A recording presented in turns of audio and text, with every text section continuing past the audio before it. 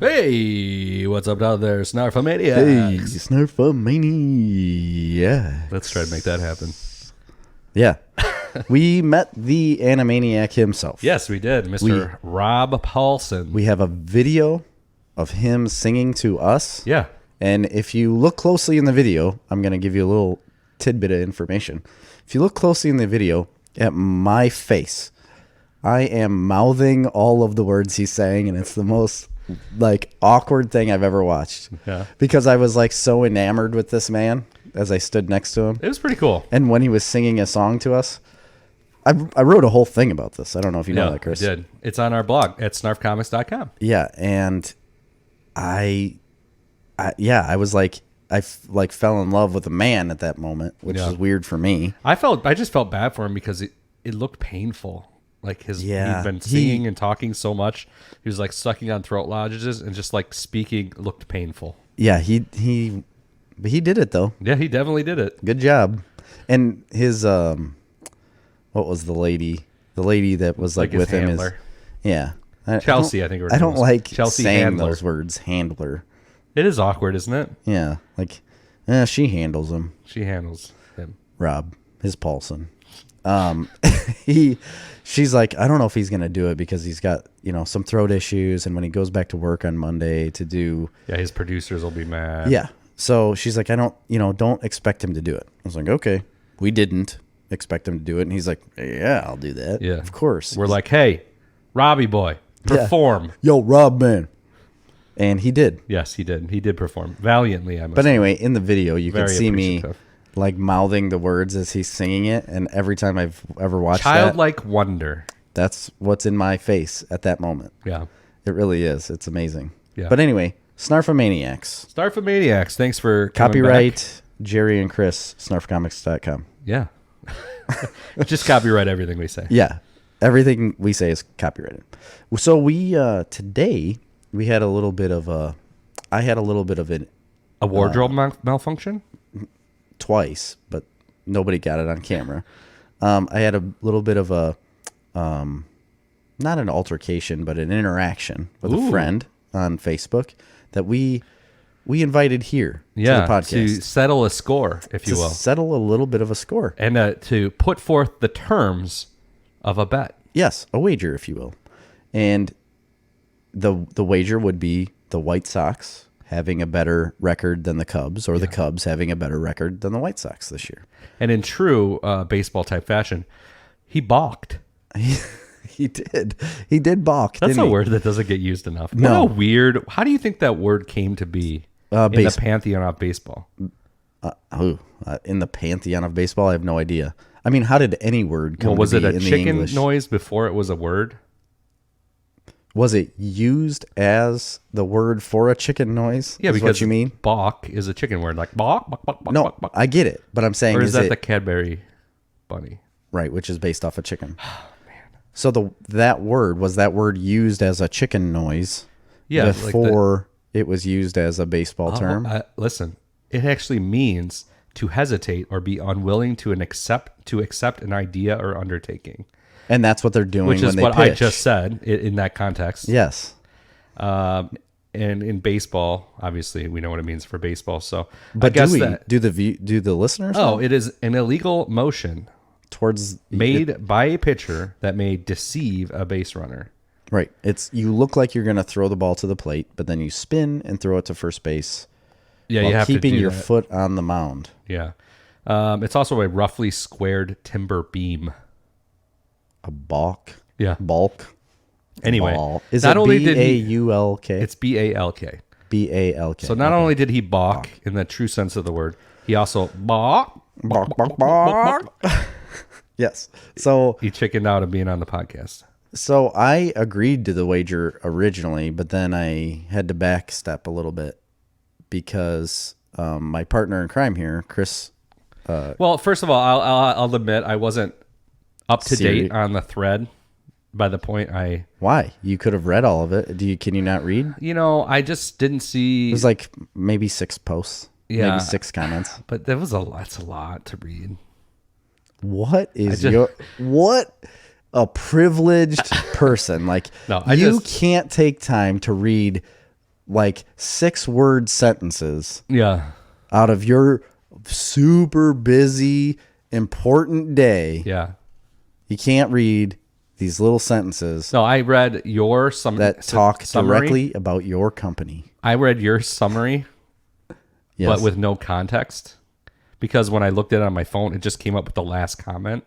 Right. Not so the you whole saw thread. me saying, like, can we make him Yes. the king of Snarf Talk or the Yes. Snarf Kingdom? Right. Well, no, I'll take that back. I saw that there was going to be a bet, and I saw you say that. What I didn't see was that you were responding to his offer. Right. And I hadn't seen that offer with the food and all that. Aha.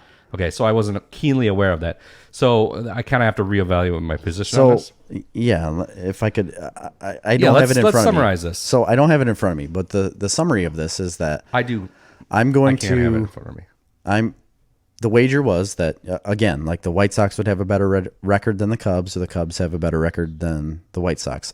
Because I put up a meme. It's a... Or call it a mean, this one. Oh, yeah. What a mean this was. People have seen it multiple times before. There's a man walking with his, you would say, girlfriend, fiance, wife, whatever. He's holding hands with her, but he's turned looking at another woman walking by. And the woman he's holding hands with is giving him an awful look, right? The woman that's giving the awful look looks like the Cubs. It has Cubs underneath of her, and then the woman walking by says the White Sox. So it's showing the guy looking at the White Sox rather than the Cubs. Excuse me. Because the White Sox have made some moves in the offseason to make their team significantly better than they have been in the past. Yeah, still likely to be terrible, but yeah. Not true. They have a incredible farm system. Yeah, they're most likely going to be garbage. And they have... It's not true. Well, but it's true. No, it isn't. See, Chris is a Cubs fan, and he's saying this because... We'll get to that, because that's what my hesitation comes from. Because you're a Cubs fan, and you don't want to vote against them. Follow up with the rest of the thread. So anyway, I posted that. David Seedentop, you're the man. A sponsor of the podcast. Seedentop Show Pigs. He has Show Although Pigs. his sponsorship may be in question at this point. And guess what? You can also buy pork from Seedentop Show Pigs. And we give him free ads every week, and he still refuses to come on. Yeah. Isn't that something? So he immediately said, I would wager you that the Cubs still have a better record at the end of the year. And I said, well, since this is public now, and it's my post, I can't not take that wager. Mm-hmm. And he said, what are you wagering? And I said, you wanted it. What do you got? So then he wrote, Jerry Snyder, if I win, you make me the highest level of Snarf patron, which is a Snarf king. Mm-hmm. If you win, I make a multi-course dinner with drink pairings for you, Amy, Cassie, his wife, and 4-ish more people of your choosing. No mention of me, by the way.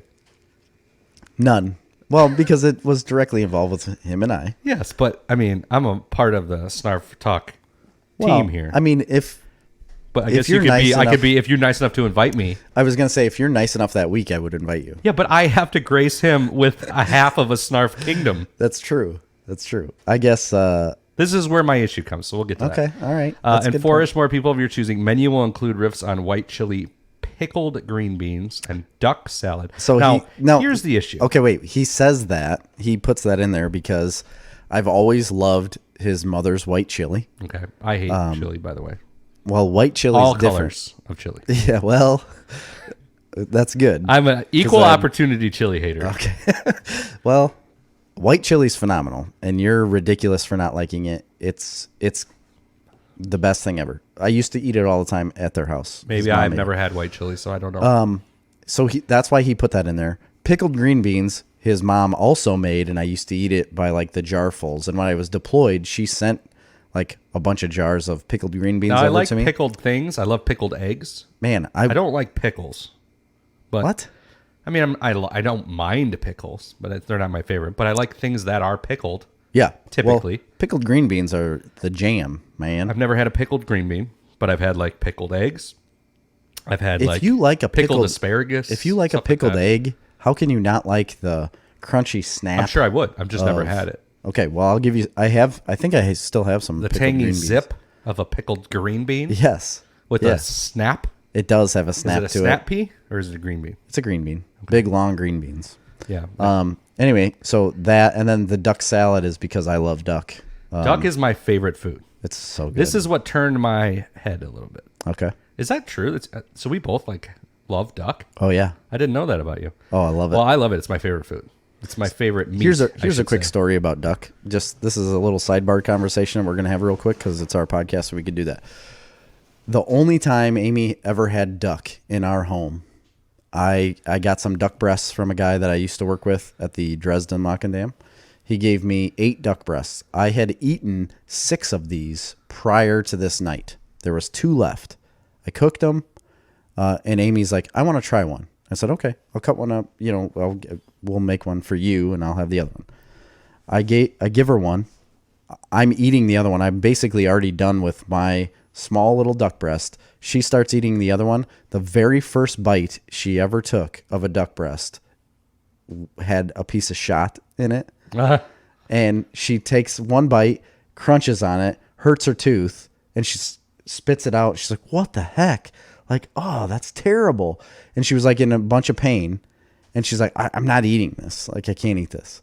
It was the only piece of shot in 8 duck breasts. Oh my God. Out of one slice, because I ate the rest of that duck breast. She wouldn't eat it. It was the only piece of shot out of 8 of them. And she took the only slice with that one piece in it. Unbelievable. Well, not only is it my favorite meat, but the best piece of food that I've ever had in my life was this soft-boiled duck egg from Imperial Lemaine in Chicago, which is a Laotian restaurant. Okay. And they have like la mein, not lo mein, which is like the Chinese noodles. Right. This is la mein, which is a different type of noodle, and it's kind of like ramen, like a ramen bowl. Oh, yeah.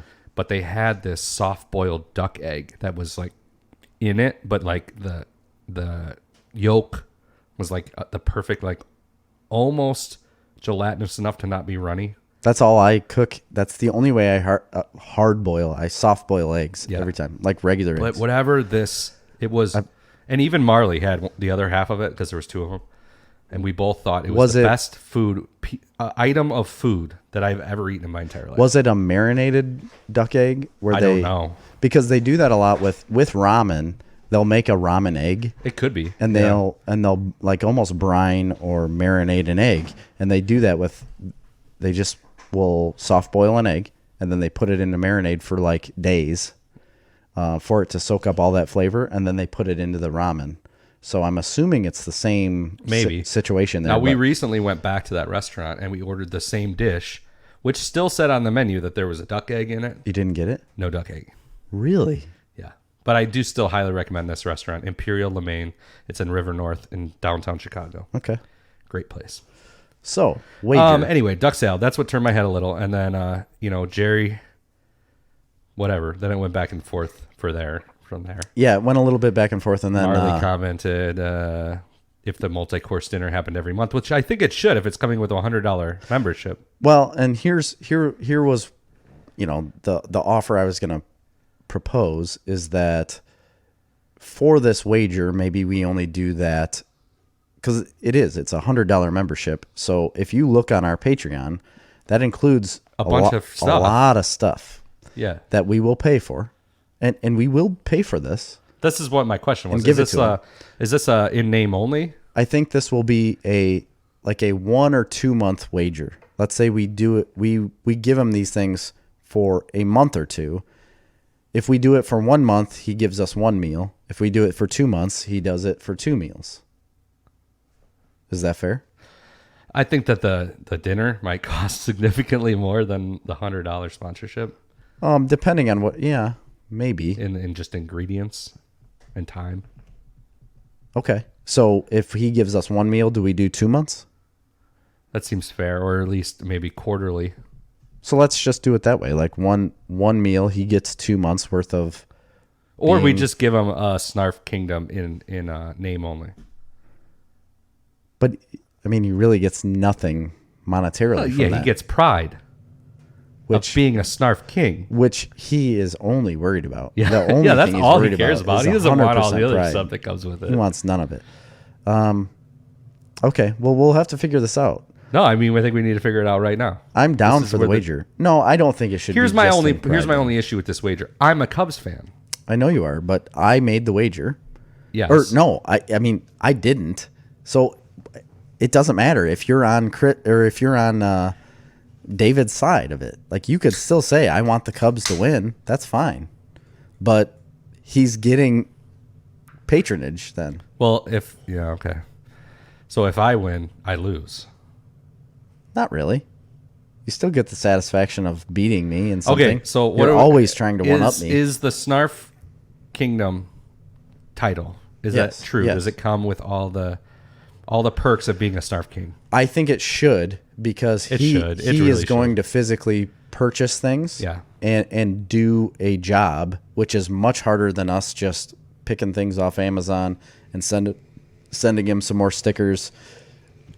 He would also get a shirt, sweatshirt sponsorship. He would be drawn in our comic book.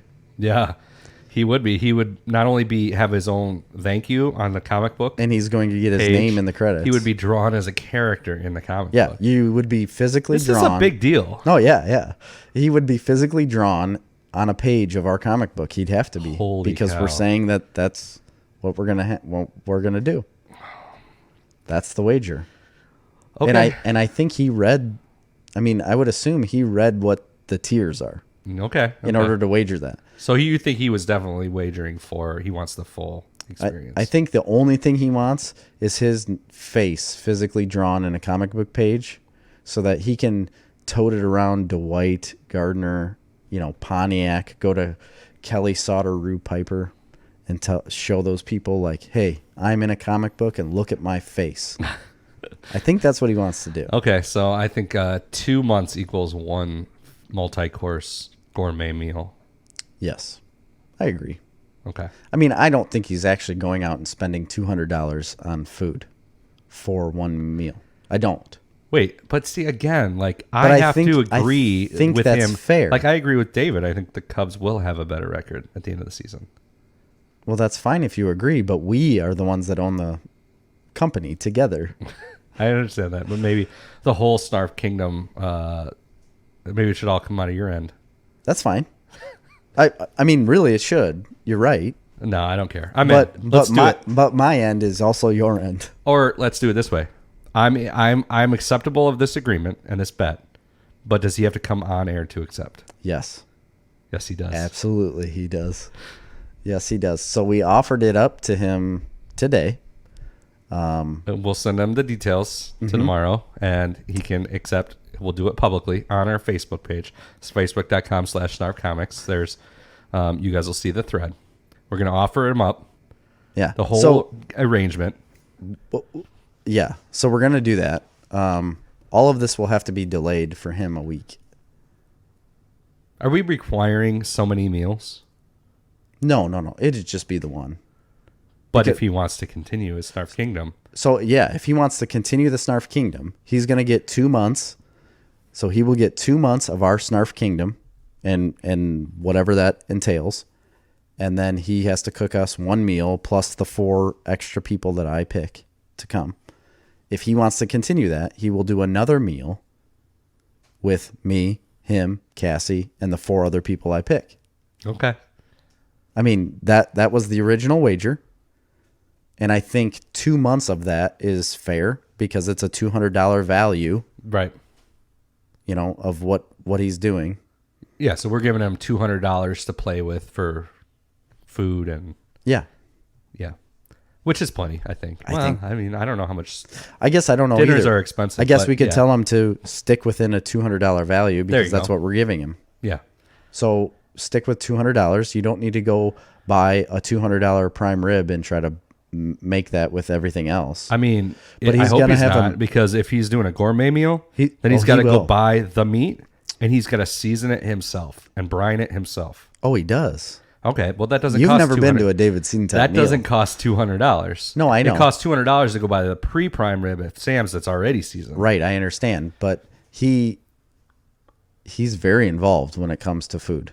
So, man, you've never been to a David Seaton top meal, have you? Well, just appetizers, That doesn't count. which are good. Yeah, we just we had went a over there meal for Thanksgiving. And, Yeah, we went there the week after Thanksgiving. And man, he was cooking all sorts of stuff. It was I would really love great. to. I've never been invited. He's a very good cook.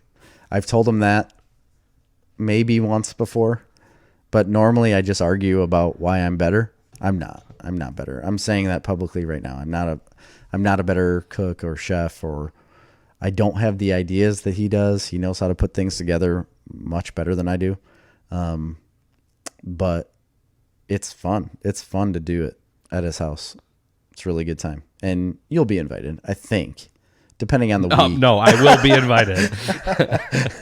He's like, no, I'm going to come regardless. Yeah. He's like, I'm going to sit in David's driveway every single week. If I'm not invited, I'm going to literally stand outside and say, "This is bullshit," over and over again. This is bullshit. It's my Snarf Kingdom too. Yeah. Well, you're right. I'm gonna stand outside and be like, "Come on, guys, it's my Hey. Snarf Kingdom." Hey, what about me? I'm gonna throw pebbles at the window. Anybody heard about Chris? Somebody let me in. I'm the 1%er. What? You are. You're a 1%er. Okay, so that friendly wager is gonna be out there. I'm gonna put it on the record though. I'm not a Sox fan. I think they're hot garbage. I am a Cubs fan, but I'm also completely fallen out of the baseball world. All right, but here's the thing. So you don't even know like what the moves that the White Sox have made. Nah, I mean, yeah, vaguely what I catch on like the WGN news. But here's the thing.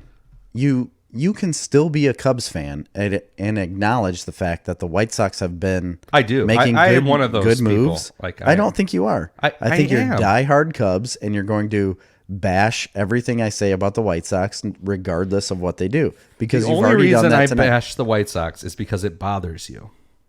No, But you I'm do. not the type of Cubs fan that has to be a fan of the Cubs to the detriment of the Sox. But you've done that. To mess with you. I'm a fan of Chicago sports in general. Anybody can say it's just to mess with you. I would root for the Sox if they were winning, unless they were playing the Cubs. Did you in 2005? Of course. I don't believe you. I want to see any Chicago baseball team win a World Series. Are you crazy? Of course I do. It would be ridiculous. You're so hateful to me. You know how to cut to the core of me, Chris. Well, I've always Would you liked say the the White same? Sox. No. Absolutely. I rooted for the Cubs 100%. I put stuff up on Facebook about rooting for the Cubs, and David. I watched time, all those games. David. World One time Series. we went to the Kinsman Bar after we went golfing in Illinois, like University of Illinois golf outing for their meat. What was it?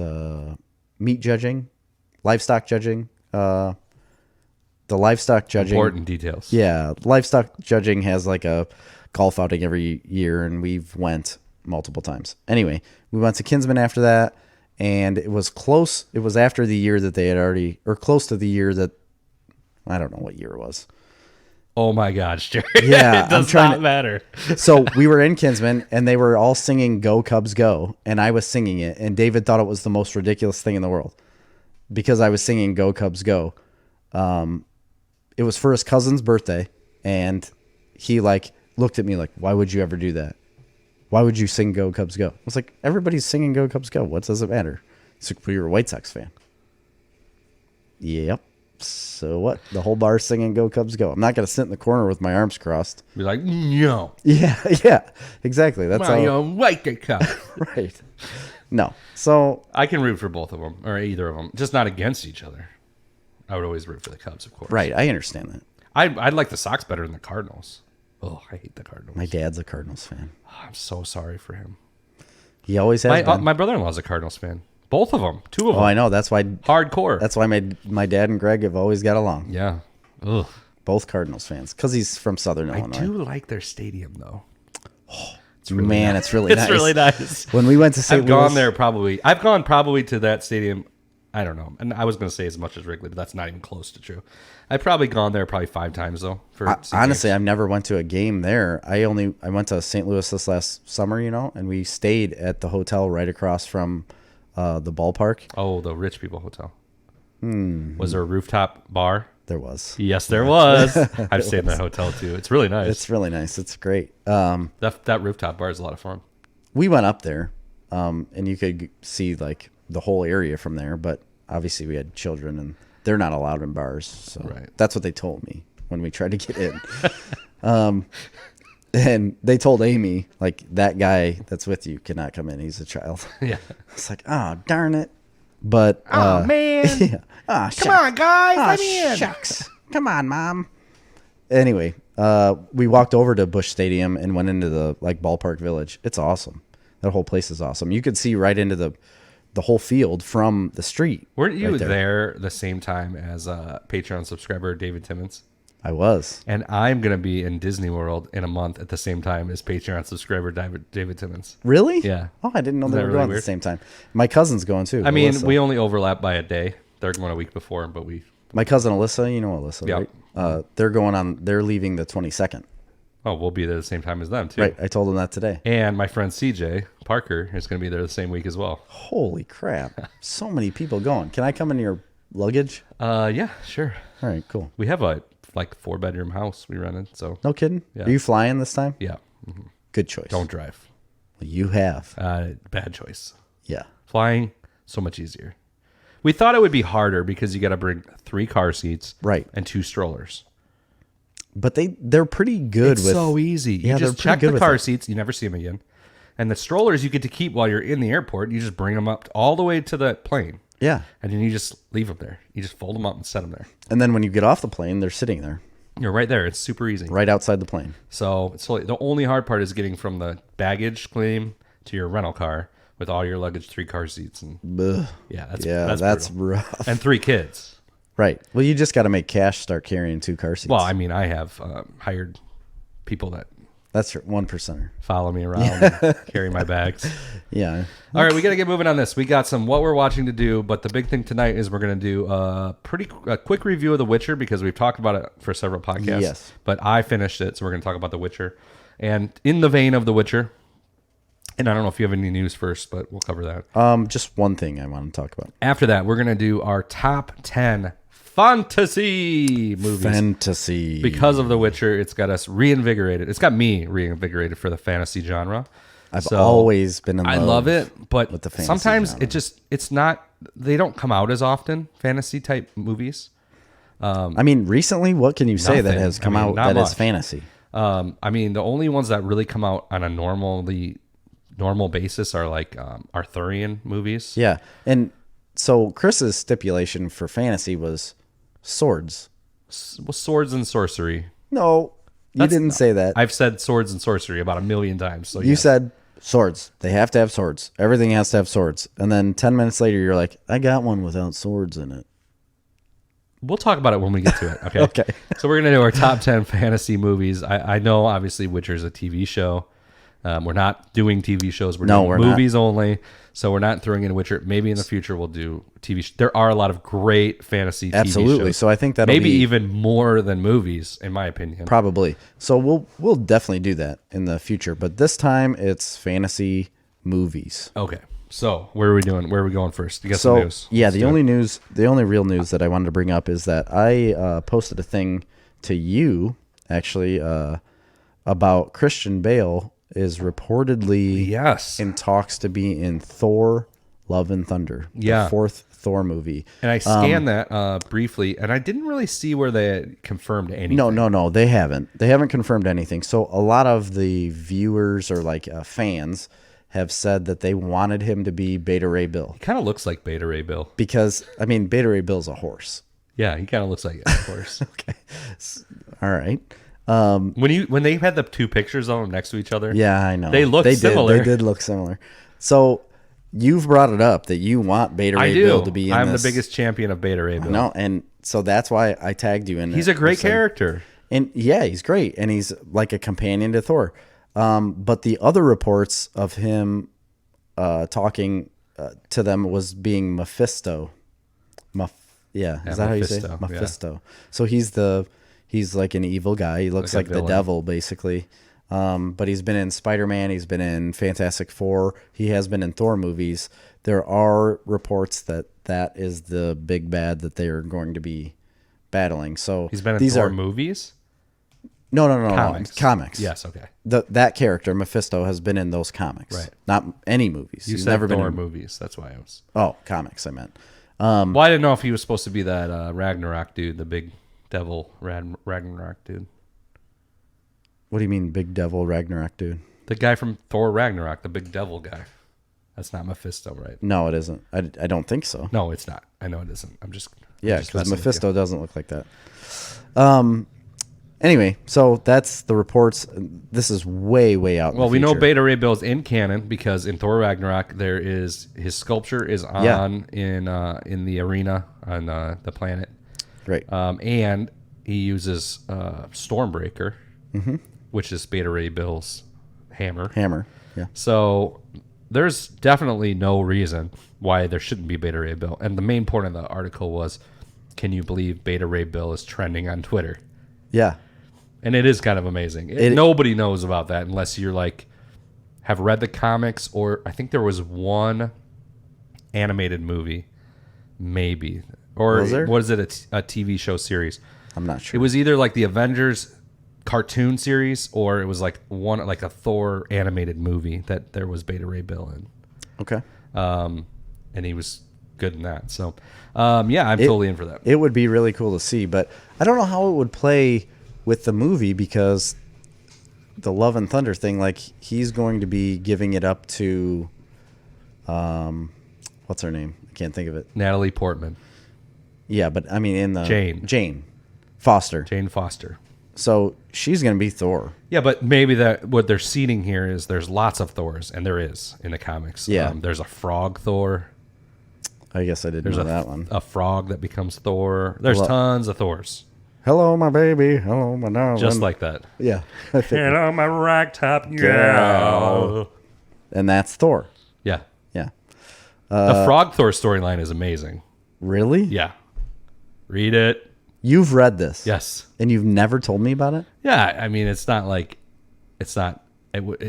like anything that I would jump out of my seat to talk about. But yeah, it was. I mean, it's a good. Frog that's Thor. Yeah. Frog Thor. Trogdor? What is it? He does have a name, and I can't remember what it is. That's ridiculous to me, though. It is not Trogdor, though. No. Do you know what that's from? Trogdor! Yeah. Is that from Homestar Runner? Yes. Yes. Burninating the people. I love. What's the name of that dude? The luchador guy. The luchador. It's Homestar. No, Homestar's the other guy. He's like the marshmallow guy, right? Isn't that what he looks like? Kind of like a marshmallow? Gosh, no, it's not the luchador guy. It's somewhere else. Oh, shoot. I know what you're talking about. Homestar. Oh, it's Throg. Throg. No, Yeah. Throg is the frog Thor. Oh. Throg. That's not what I was thinking of then. Throg is the frog. Puddle Gulp discovered that the frog was in fact Thor, the god of thunder. His goat had arrived to take him back to Asgard. It's a whole thing. Trogdor was what is No, Trogdor is like a the Burninator. Trogdor. yeah, but he's like a dragon. Yeah. Strong bad. Strong bad. Gosh, dang it. Strong bad. Yeah. Anyway, all right, moving on. If you don't have any more news, we could do a little bit of what you're watching because I got a bunch of stuff to talk about. Okay. Big time. And go. The first one is I watched. I'll finish with the biggest one I want to talk about. I started watching a show called Outlander on Netflix. It was highly recommended to me. Okay. Why? Amy's been watching it too. Yeah, go ahead. No, just. It was highly recommended to me. I've watched the first 2 episodes. I am having the hardest time being interested in this show at all. I started watching that years ago. It is brutal. I do not like it. I was open about that to Amy because Amy said like, "Oh, I was told Outlander is really good," and so that's a Stars show. Yeah, it's on Stars. It came out a long time ago, and I have Stars now, but I just canceled it. But anyway, it's on Netflix. So when I still worked at Dresden, it had already come out. I think there was 2 seasons out before I had switched jobs, and I started watching the first season. I watched the whole first season.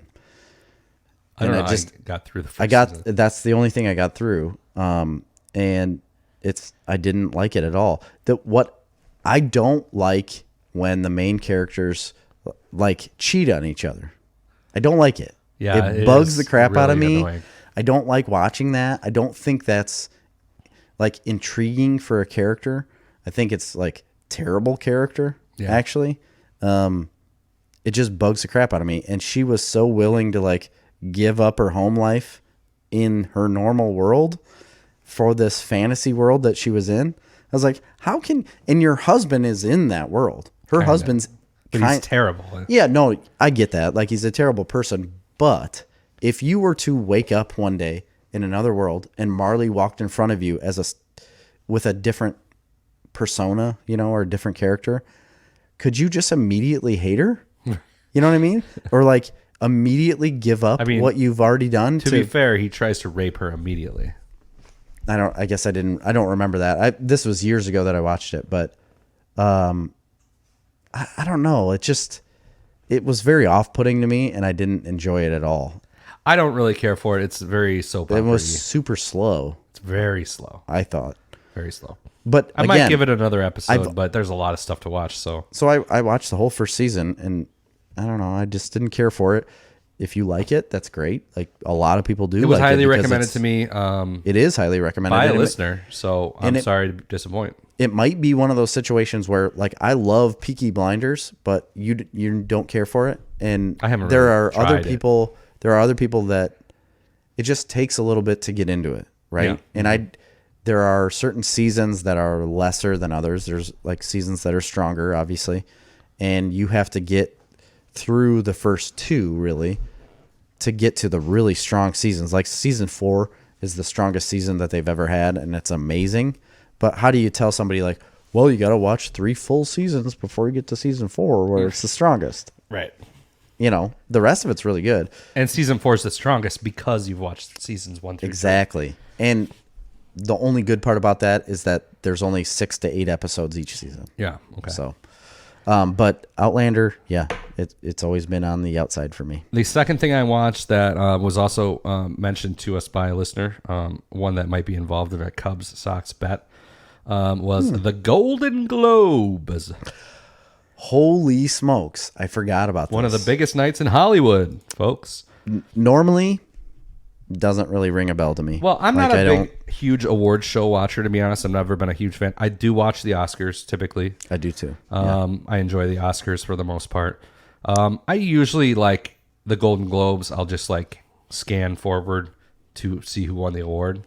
I'll do the whole 3 hours in, like, 30 minutes. See, 35 minutes. And I don't even do that much. I find out the next day that the Golden Globes had aired, and then I just look up who won everything. I wouldn't normally have ever recorded it. I just happened to get a new DVR, so I had to re-record all the shows that were on my old DVR. Oh yeah, and I just saw that it was looking through. Yeah, but anyway, I did watch it, and yeah, it was interesting.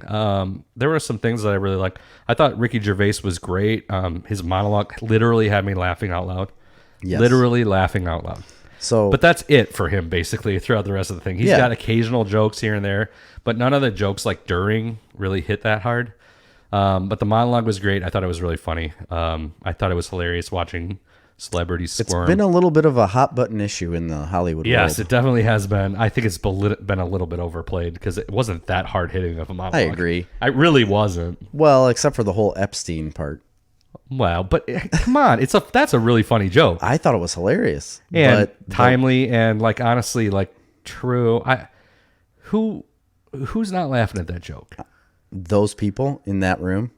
Well, I mean, I think that was funny. That was honestly that was one of the least controversial things I thought about the monologue. What did you feel about Joaquin Phoenix's? I did not see that one yet. Oh, you haven't seen what he said? No, I haven't. I literally had to quit watching it, and there was like 2 more awards, and it was those 2 awards. Do you want me to tell you? Yeah, that's fine. Because I read like a synopsis. I mean, either way, you'll still get to watch it. It's not like a spoiler.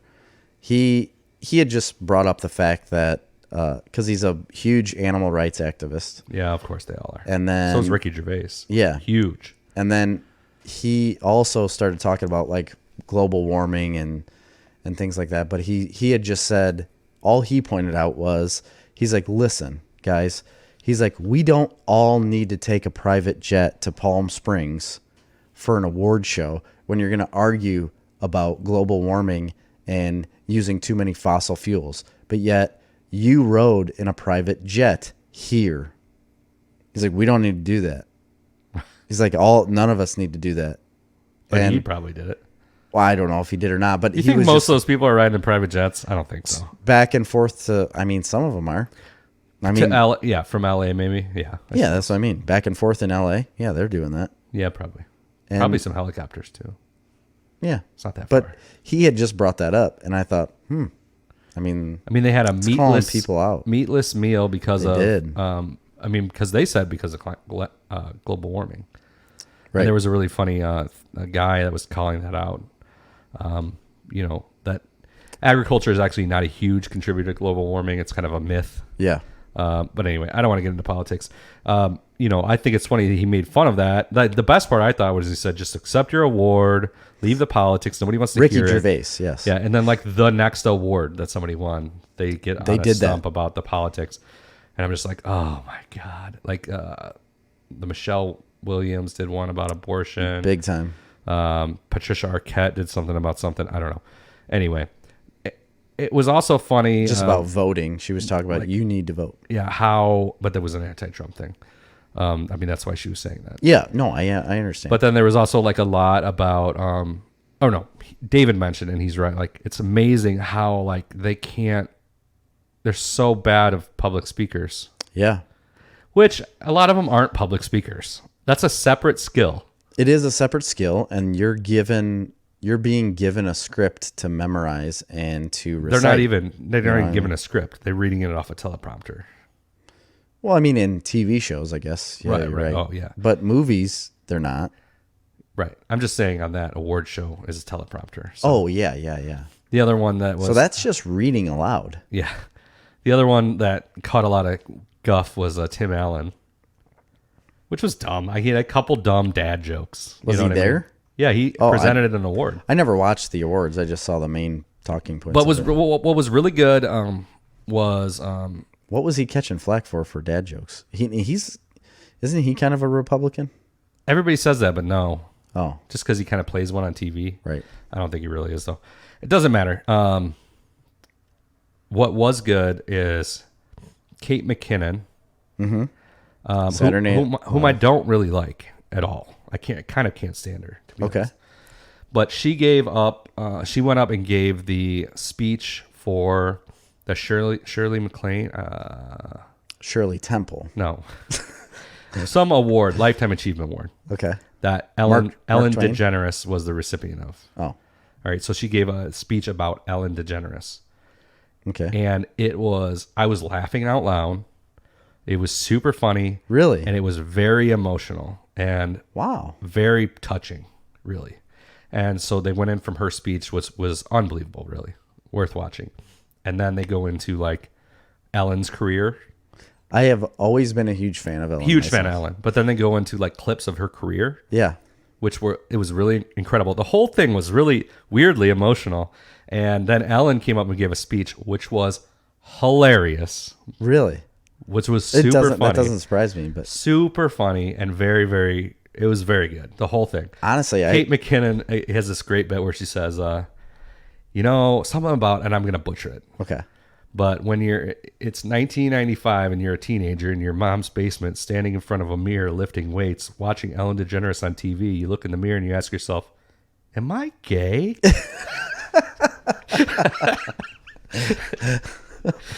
Oh, because she is gay. Kate McKinnon. Yes, she is. It was really funny. And then later on, Charlize Theron gave the speech for Tom Hanks, who accepted his Lifetime Achievement Award, the Cecil B. DeMille Yes. Award. And it was also a good speech. It was fine. Tom Hanks' speech was really good.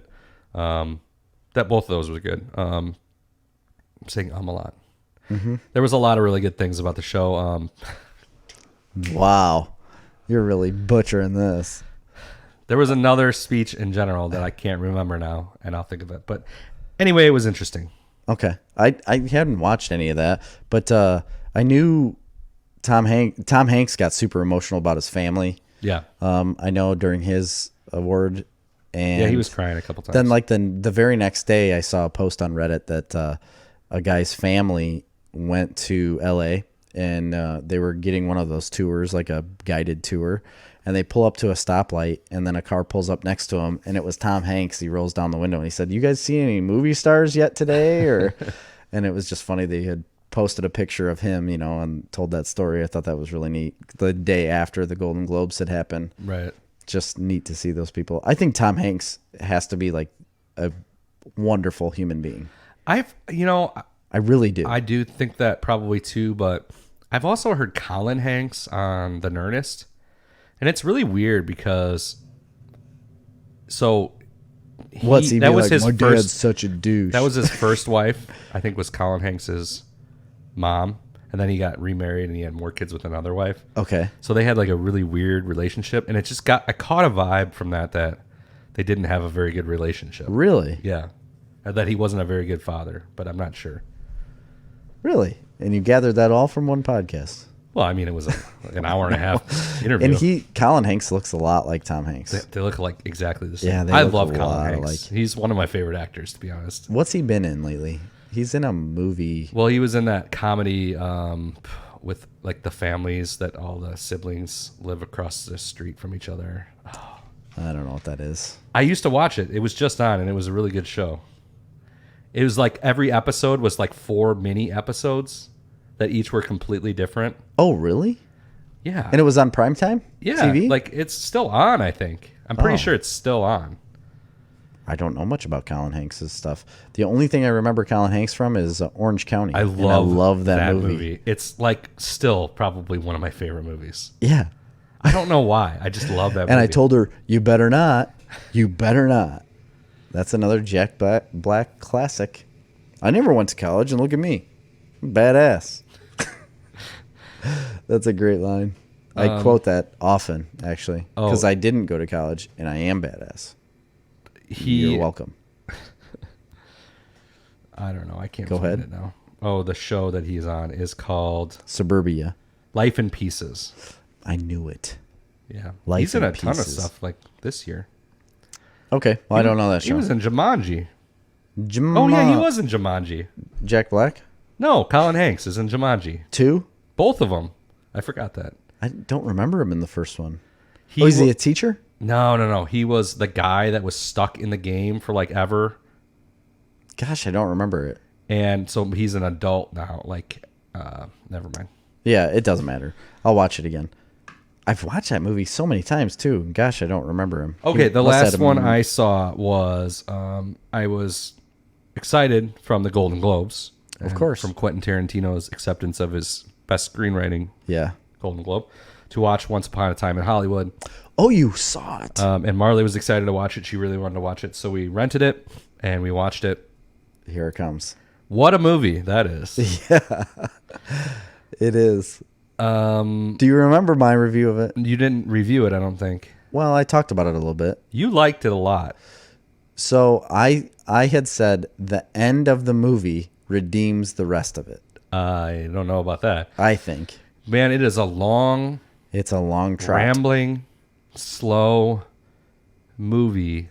I said that. It exists solely for the purpose of Quentin Tarantino's self-indulgence. You think so? Yeah. I don't really... There is no point in that movie when there's even a semblance of a plot. I agree with you. There's themes. There's themes that play. But it's just like a series. It honestly felt to me like it just exists to snapshot a time and some characters and kind of dial in on them. I'm not saying it's not good. It okay. is very slow and boring at many points. There Yes. is a good 10 minutes where Brad Pitt is literally just driving around town. Yeah. 10 or 15 minutes. So I didn't give a review of it, I guess, but I did talk about like this is a long watch. Like it is just like a chore. I mean, bar none, it is my least favorite Quentin Tarantino movie. Yeah. It's not even close. Now, that is not to say it doesn't have some phenomenal scenes. The scene where Leo DiCaprio like actually gets into that character with the little girl in front of him. That's incredible. Incredible scene. And then when she leans over and whispers in his ear, that's the best acting I've ever seen. And he like just loses it. That was great. Leonardo DiCaprio was fantastic in this movie. seeing a guy, this is what fascinated me. Seeing a guy act in a movie, being an actor acting in a movie is ridiculous to me. It's like, how do you do that? I know you're just acting, but you're acting like a guy acting in another movie. Yeah. The whole time. And I don't know. Like, he had to learn lines for a different movie within the movie he's in, and it was like super Inception. Yeah. Call back to Leo. But I loved that part of it. Like, that part of his story, I loved. I thought it was interesting. Brad Pitt is useless to me in the movie. He won the award. I know he for did. Best Supporting Actor. I mean, to me, Leonardo DiCaprio was fantastic in it, especially in that scene, but in a lot of other scenes too. Brad Pitt was fine in it. The whole sequence when he goes out to the ranch when he first meets like the Manson clan was really good. Yeah. They had a lot of tension. A little bit unnerving, yeah. Very unnerving. That was a good scene. It really kind of has you on the edge of your seat. That's when the movie changes and you're like, okay, now I'm interested. Yes. And then it takes like another hour to get to where it's going. You're like, okay. I mean, the ending obviously has some interest level to it. Well, the ending just caught me way off guard. Well, didn't especially it? since it's not what happened. No, yeah, it's not the story of Charlie Manson whatsoever. You think it's going to be. You think it's going to be, but then you realize. But they change it. Once upon a time in Hollywood, it's like a fairy tale. Yes. Like, what if? It's like a what if. Maybe it's one of our top fantasy movies. It is kind of like a what if scenario movie because obviously, if you haven't seen this movie, the backdrop, it really doesn't have to do with the Manson killings all that much. They set it around the same time period and with Charlie Manson in the movie, but he's not in the movie though. He's never in it. No, they show his. Don't they show him? No, I think it's like his a character following. He's not in it though. No, they showed a younger guy. He's not in it. I thought he was. They say when he goes out to the ranch, oh, he's out of town. No, I know, but I thought they had like a flashback thing with him in it. I don't think so. But either way, they talk about him. But, it's based on, there is a true event that happened there where Roman Polanski, who's a wanted fugitive, by the way. Yes, he is. Who's living outside of this country, avoiding prosecution from rape charges from 1978. Anyway, he lived here at his time. His wife, Sharon Tate, yes, and her 4 friends were at home, and they got viciously murdered while she was 9 months pregnant. Mm-hmm. In a tub. By Charles Manson's followers. Because he told them to. Supposedly. So that's the real story. Allegedly. Yeah. Obviously, we should have said spoilers before this. They that story is not spoilers. No, but they that's kind of what it's based very loosely around. It's almost not. It's not based on that. It's just an event that happens in the time frame. This movie is based on a time frame. Right. This movie is let's play around in the world of 1960s Hollywood. Yeah. And Sharon Tate is a character in the movie. It's gorgeous. It's a beautiful looking movie, and it's cool to see that time frame portrayed. What's the lady's name that plays Sharon Tate? She was also Margot Robbie. She says like no words in this movie. I don't know. I mean, what was her purpose? Quentin Tarantino's acceptance speech specifically calls her out as being unbelievable to work with, and how great she was in the movie. She had like 2 lines of dialogue. Yeah, she had no dialogue. And where was Harley Quinn Smith? Walked around. She was one of the followers at the Manson Never ranch. saw her. She might have been standing in the background. She was standing right there in the middle of the frame. She definitely didn't have a line. She never talked. Well, no, she did. She had like 2 lines where she said, like, she's one of the people that goes and runs and gets the lady. Oh. But she's standing there. She looks completely normal, like her normal day life with her blonde hair, like short blonde hair, right behind the dark-haired girl. She's standing there perfectly in frame. I don't know how you never noticed her. But she turns to her and says, go get whoever. I can't remember exactly that scene, but then she's... Go get Tex. Yeah, and she says something and then runs off. Okay. But she's in it. I mean, she's just standing in that group of girls. All right. Well, anyway, so, that and like a couple other scenes were interesting. But Leonardo DiCaprio is really good. Absolutely. He's really, really good. Every time I don't want to believe that guy can act that well. He's so good. Gosh darn it. Halfway through the movie, they just like start narrating the movie. I found that really odd. They do, don't they? Yeah, it's I forgot Kurt about Russell. that part. narrating the movie. And he's also in the movie earlier. It's very Yeah, odd. he is. Yeah, he's in the movie as a stuntman. No, he was like the producer of a movie or a director or producer or something. And No, who's the old stuntman that he goes and talks to? That's Kurt Russell. yeah, but he's not an old stuntman. He's like the producer of the movie, him and his wife. No, he's another stuntman on the job, and they bring in. How long ago since you've seen it? They bring in How long ago? I want to know how long. Right after it I came saw out. it yesterday. No, he was another stuntman, and they were like, he was working on the movie, and they brought in Brad Pitt's character as an extra, and he told him, he's like, just stay out of my way. No, like they that's did not not what like happened. each other. Kurt Russell was a producer. Leonardo DiCaprio was trying to get Brad Pitt as a stuntman. They already had 4 stuntmen. Yeah. He tried to get, and Kurt Russell goes in and is like, hey, I don't want him on this set. He's a piece of shit. Blah, blah, blah, blah. And then eventually Leo gets him to let him on the set. He goes to the set and he has a fight. And then he has the fight with Bruce Lee. Bruce Lee. Yeah. Okay. Now I remember. I was thinking Kurt Russell was the other stunt guy. There is another stunt guy on the film already, though. I don't think so.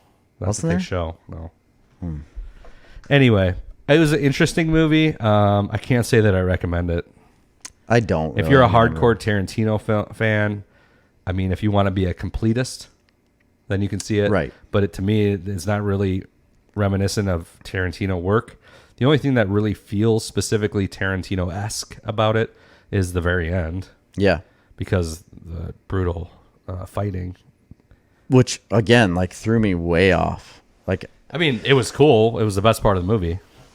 exactly, and that's why I said it kind of redeemed the rest of the movie just for me, because it was worth I don't know if that makes 3 hours worth it. Well, no, but I mean that's those scenes that you see. It seemed to me like a little bit of overindulgent nonsense. And when you compare that against Inglourious Bastards, it's ridiculous. Well, yeah, but I mean, Quentin Tarantino's kind of been known for overindulgence, Oh, yeah, absolutely. You know what But I mean? usually it's in the service of something. right? This is in the service of This like... comes out of nowhere and is not No, servicing I mean, it's anything. in service of his obsession with Hollywood and 1960s Hollywood and that era, Yeah, which well, is fine. It's a beautiful looking movie, and it was an interesting time to get to spend some time in. Mm-hmm. It seems really well recreated, but that's about it. that's about it. Did you have any what you're watching? I do. So I've seen a couple things. One thing that I started watching, and I was watching before. Yeah, all right. Mm-hmm. Okay, I was watching before I came here. Actually, was the I don't know if you've seen any of it. Was the Kevin Hart documentary thing on Netflix? I started it really briefly, I've but then I was kind of uninterested, so I shut it off. I've seen the first 4 I do love Kevin Hart. by the way. episodes. I like Kevin Hart a lot too, and it's One of my favorite Joe Rogan podcasts. He's a very positive individual. well, I like seeing behind the scenes of things. Yeah. I want to know about your life. But yet you haven't seen Jerry Seinfeld Comedian. I haven't. I didn't even know about it.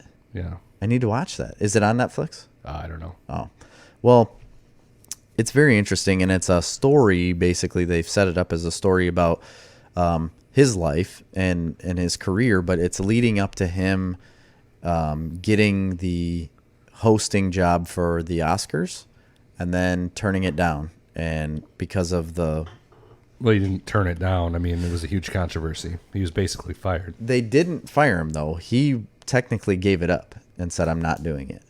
Right. And it was Okay. because of that. Ricky so, Gervais yeah. had a joke about it in his monologue, too. And it was funny. Did For he? the Golden Globes. Yeah. I don't remember it. Anyway, I don't remember either. But anyway, it's leading up to that. But there's a lot of story in between there It was about his whole something life. along the lines of, like, Kevin Hart barely did anything, and look what I get away with. Yeah, which is true. Yeah. He really didn't barely do anything. What? Kevin Hart. He didn't do much, did he? No. Like, he just had one little comment about, he said was a something about joke. Yeah. gay people, and it was like blown up big time. Yeah, it was from like 10 years ago, too. It was like his very first year of being a comedian. Right. But anyway, there's also a lot of other things that have happened in his career in the last 10 years that they talk about. And Super hard worker. it just, yeah, it's interesting to see his behind the scenes. And he's got a group of guys that he considers like his brothers, like family, that travel with him everywhere. and he started out as a comedian, and he had these people that were really close to him, and he started giving them opportunities to do stand-up before he started. He's like, and right off the bat, he's like, I had this guy. He's like, and then this other guy that they call Boss. He's like, and before you know it, he's like, I'm a comedian that's going to these small clubs that has a host person that comes out and 2 setup men and then me. He's like, there's 4 people there. He's like, I've got 3 people coming on stage before me. He's like, and somehow people were hiring me still. Because he's like, that's unheard of. Yeah. You don't put 3 people out on stage before the main act. Like, Right. it doesn't happen that way. He's like, somehow it worked, and I'm still doing it. And he's still putting the exact same guys out on stage before him. I think he's added 1 more, actually. But they travel with him everywhere. And it's just really cool to see. He calls them the Plastic Cup Gang. Or the Plastic Cup Boys. The Plastic Cup Boys. They all just walk around with those red solo cups. They all have them all Why? the time. I have no idea. Like spitters? No, they're drinking out of them. Oh, okay. But Interesting. yeah, so I started watching that. It's pretty neat. It's nothing I would say like you have to stop and watch, but it was pretty neat. Also, I'm on to the 3rd season, I believe, of Clone Wars. Ooh, how you liking it? I like it a lot. Yeah, it gets even better and better as you go. Really? Yeah, And the first 2 seasons are like the weakest, and then it gets better and better every season. okay, I think it's just because they found their footing sure. and they found the story, And and they start doing more continuing storylines later on. yeah, the first so the season very was first kinda, season's like every episode's like a different little story, yeah, and and I wasn't or they're 2 episode arcs. Maybe. I wasn't super intrigued with it with the first. Really, I season. didn't think the first 2 episodes about Yoda I thought would like the first episode. yeah, is no, a Yoda episode. I'm saying the season itself right. Okay. is absolutely. I love the Yoda stuff, but the season itself was kind of like, That first episode of the Clone Wars, if you're a Yoda fan, oh man, is probably like the best Yoda content. He just gets to be very wise, but also Yes. a warrior. yes, it's great. It's interesting. Yeah, I was watching that with everybody home, and I was like, "Ho, here it goes!" Like Yeah. Amy was making fun of me because I was talking out loud about the show, and like excited about what was going to happen. I did watch. Also, I watched A New Hope with Cash and Marley. The You other day. did, didn't you? Yeah. Anyway, go ahead. I don't want to cut it on yours. And I don't know. It's very good. I'm very intrigued in it. I can't wait there's to watch the 5 rest. seasons. 6. There's 6. So 'Cause the you've 7th watched 3 or 4. I think I'm just going into the 3rd. Okay. I've watched 2 full seasons. I think I'm on the 3rd season. Okay. Well, yeah, it gets better and better. So Definitely. And the last 2 seasons are gold. So the 7th season is coming out in February. Yeah, this should be in our news section. That's news. There you go. Yeah, but what's it going to be about? It's about the siege of Mandalore.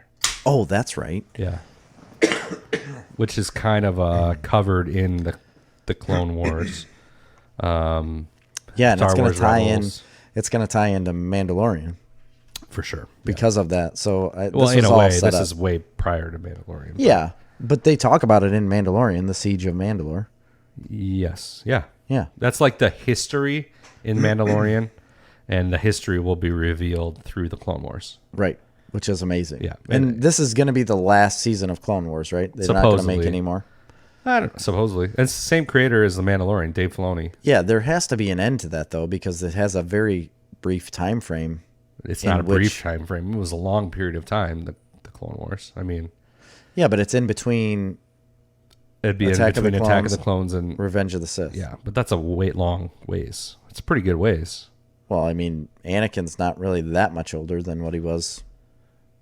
Like, in I mean, he Clone goes Wars. from a Padawan to a Jedi Master. 10 years. Yeah, I don't know. You're right. It might not even be 10 years. I mean, it's a ways, though. It's a while. Yeah. I mean, when you figure a season could be a week, you don't even know. Well, that's true. You don't know the time frame on what the seasons are. Right. But even if the seasons are a year and it's been 10 years, you've only got 7 Right. so far. So True. okay. Well, that's all. That's it. That's all I've really been watching. I haven't seen Okay, much else. we'll do a quick a review of Toss a coin to your witcher, oh valley of plenty, oh valley of plenty. Oh. The Witcher, because I know we've talked about it for the last couple of weeks, but I finally got off my ass, quit playing Jedi Fallen Order, which, listen, I'm not going to give a review of Jedi Fallen Order. All I can tell you is if it's 20 hours of gameplay to get to the last hour, play that 20 hours of gameplay. Okay, I'm going to need that disc. It is unbelievable. The end of that game is amazing. That blows me away. The end of a game can be that good. Great. Wow. So great, Jerry. Okay. And we're talking about 5 minutes. Really? Yeah. And this is what you're all blown up about? Yep. You specifically texted me and dude just to say like... Yep. Okay. But we're here to talk about The Witcher. I finally got a chance to finish it. We will have very, very mild spoilers going forward. I don't think we'll even... I want to barely consider them spoilers because if we accidentally spoil something, I guess you've been warned. But we're going to try not to. Yeah. I'm just going to talk overarching. We won't spend too much time. And then we're going to do our top 10 fantasy movies. Overall thoughts for me is I absolutely loved it. I cannot wait for more. I felt like it was too short this season. Absolutely. I do too. Ending really cuts off. And yes. It's brutal. It literally ends after... When that episode ended, the last episode, and then I realized there wasn't another one. Yeah. I literally almost cried. It's like, what are you doing to me? I know. It was brutal. I was not... The last 2 or 3 episodes I thought were really good. Yeah, I was not a huge fan of the very last episode. Only because, like... Are you kidding me? Well, what happened in the fight scene, or was that the one before?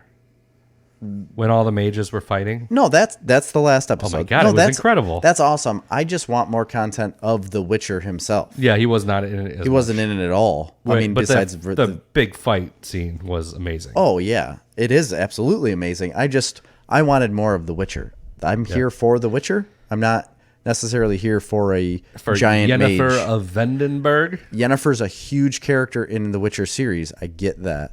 I just didn't need all of the other mages that I don't really know about, right? And all their stuff. Like, it's really cool. The fight scenes are awesome. What it's they do cool is to awesome. see like all their powers and all that. And Yennefer basically like expels like all of her anger that she's had her whole life about her upbringing and where she came from and not being able to have a baby and all this kind of stuff. Like, that's what happens right there. She's just like, it's like a release. Yes, it was. She like released her chaos, but it also shows how much power she does have, because all of the other mages, like on the other side of the fence, were expelling all of their power to the point of death, right? To throw a fireball, right? And so that's a spoiler part, you know. Yeah. And then another spoiler part is that Yennefer does a little bit more than that, right? And doesn't die.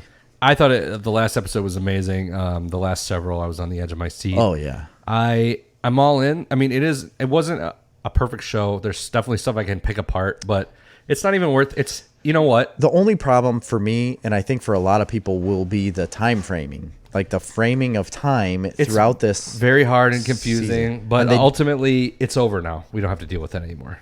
Right. They'll move the story forward from now on, I think. The only issue is that they don't let you know that the time's jumping whatsoever. Right. But you just have to figure it out. Pretty quickly figure it out.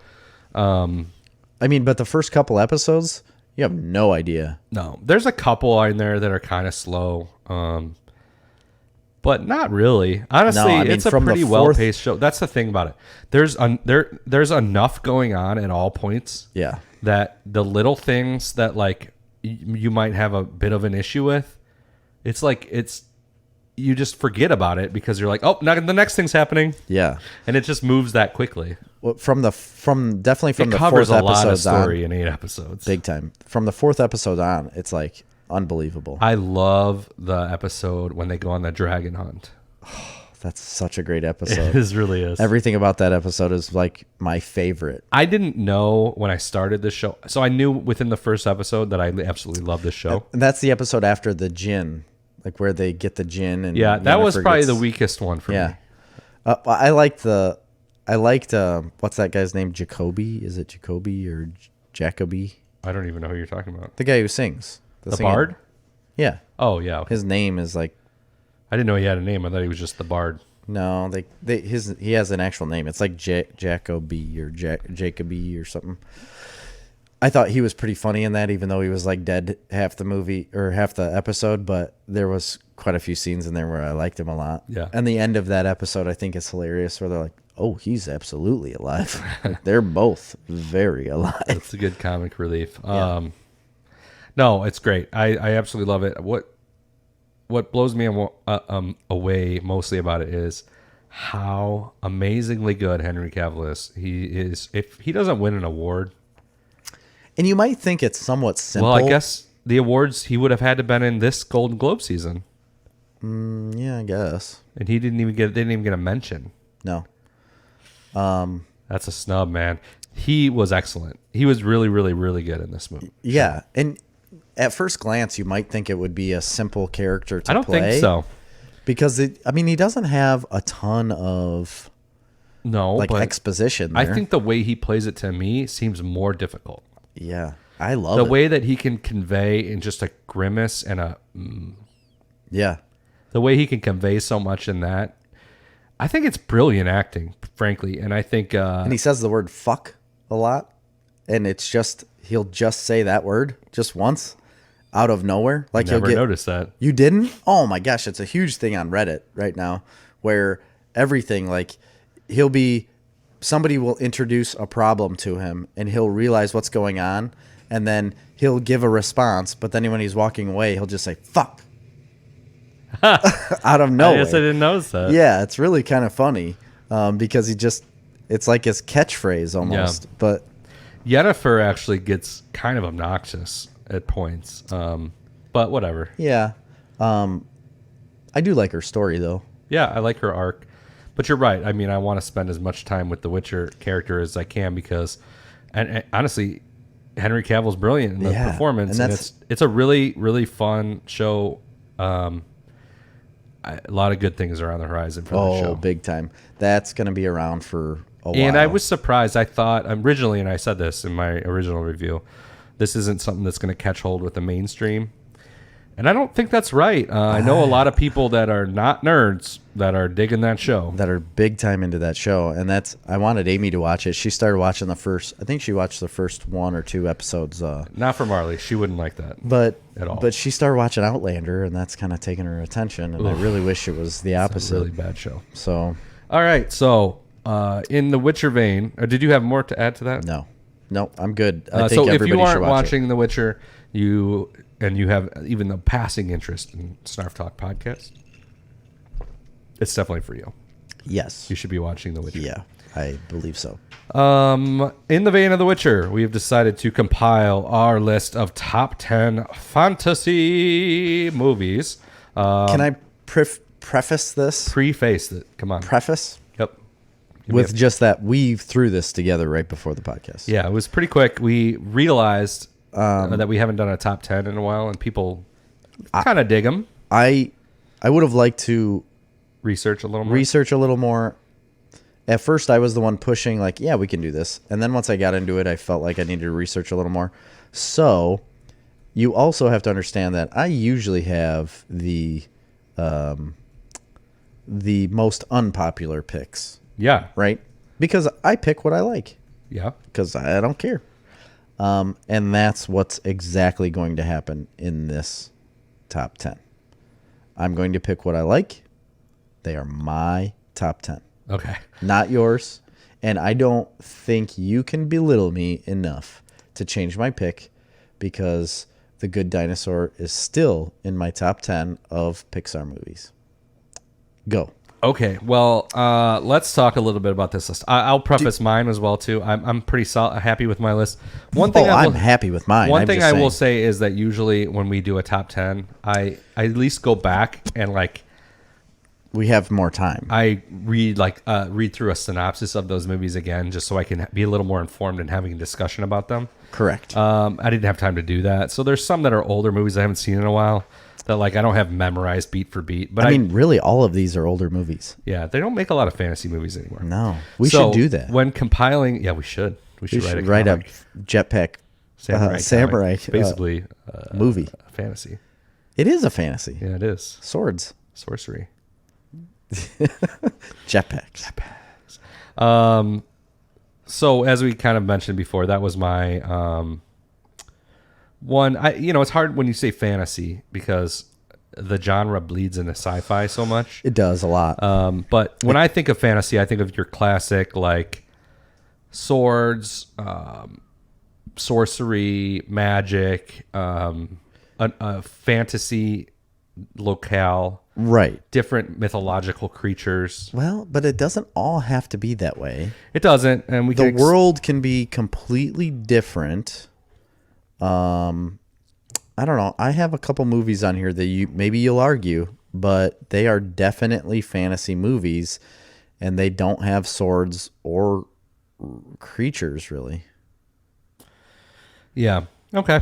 Well, let's get started. Okay. So we're gonna do the top 10 first, and then we have some. I do have some honorable mentions. Okay, you can start. My number 10. Yes. Highlander. Highlander. Thou shalt be only one. I loved Highlander. It's my brother was obsessed with Highlander, and again, like my brother is the one who introduced me to a lot of these movies when I was younger, because he's 8 years older than me. He was already into this kind of stuff, and he basically forced me to watch it. And because a lot of times he was like babysitting us, watching us if our parents left, and he would just like spoon feed me all of this stuff. And Highlander was one of his things. We used to sword fight with like dowel rods in the backyard. He would electrical tape like the handles and stuff, and we'd get them set up for ourselves. And we would sword fight, but he would just constantly hit me in the knuckles as much as he could. But it was like, that's the stuff I remember. I think it was so fun. And it was always based around Highlander whenever we would do that. And I watched the original movie so many times that, and then a TV show came out for it. There was a second Highlander movie that came out that some people say is better than the first, but I just remember the first one. I like the newer. There was more than two, right? I think there was some direct to DVD ones. Probably. Wasn't there? There was a TV series as well. Yeah, there was a whole TV series, and I watched that too. I remember more the TV series, definitely, but I definitely saw the movies. Probably more remember the second movie, but the TV series is definitely what I saw more. The movies are better than the TV series. This TV series can be a little hokey. I watched the TV series a lot lot though, because they were rerunning that on USA back in the day on satellite. Right. And I watched it all the time. I loved it. Kind of bridges the gap between fantasy and sci-fi, but definitely can live in either. All about sword fighting. Christopher. It can live in either genre. Yes. There's time jumping, which is a sci-fi concept. Well, that's true. I forgot about that. But either way, it is definitely a fantastical. And you have to kill the world. See, when I was recommended Outlander, I thought it was a Highlander spinoff. That's why I started watching it. Oh. And it's definitely not that. No, it is not that. No, but I like the Highlander. I did have it on my list, but it didn't make my top 10. It's not on my honorable mentions either, but it was on my... You're the worst. Number 10 for me, I have Willow. Willow as number 10? Which I tried to watch the other day with Cash. He showed very little interest. Probably because when you go on Disney Plus to watch Willow, which it's on there. It is. When you go on Disney Plus to watch Willow and you play like the little trailer... They don't have a trailer. They have like a movie clip, and it's the most boring part of the movie. Yeah, it's like them walking. No, it's like a movie clip of when they find the child in like the little whatever they call them, little people village. Yeah, and they're like trying to decide who's going to take the child, and then they decide Willow should take the child. That's the scene. So I show that scene to Cash, and he's like, "No, no, thank you." But I mean, listen, watch it back. It's a hokey. It's very hokey. It's whatever. But as a child in 1988 or whatever it was, I absolutely love this movie. It's a Ron Howard movie. It was like the first thing George Lucas probably did after he did Star Wars, and then he did some of the Indiana Jones movies. So probably after like The Last Crusade, probably his next movie might have been Willow. It was early. But it's good. Directed by Ron Howard too, which is great.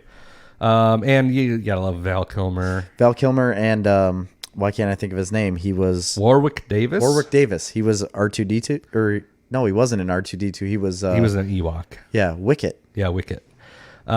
He's got a great show, Warwick Davis. It was with Ricky Gervais. And Yes, I can't it remember was the other- hilarious. He was like a boss. Life's Too Short.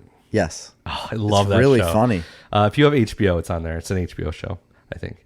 But anyway, the dwarf. He's had a huge career. These dwarves find a baby, and they gotta take this baby on a journey.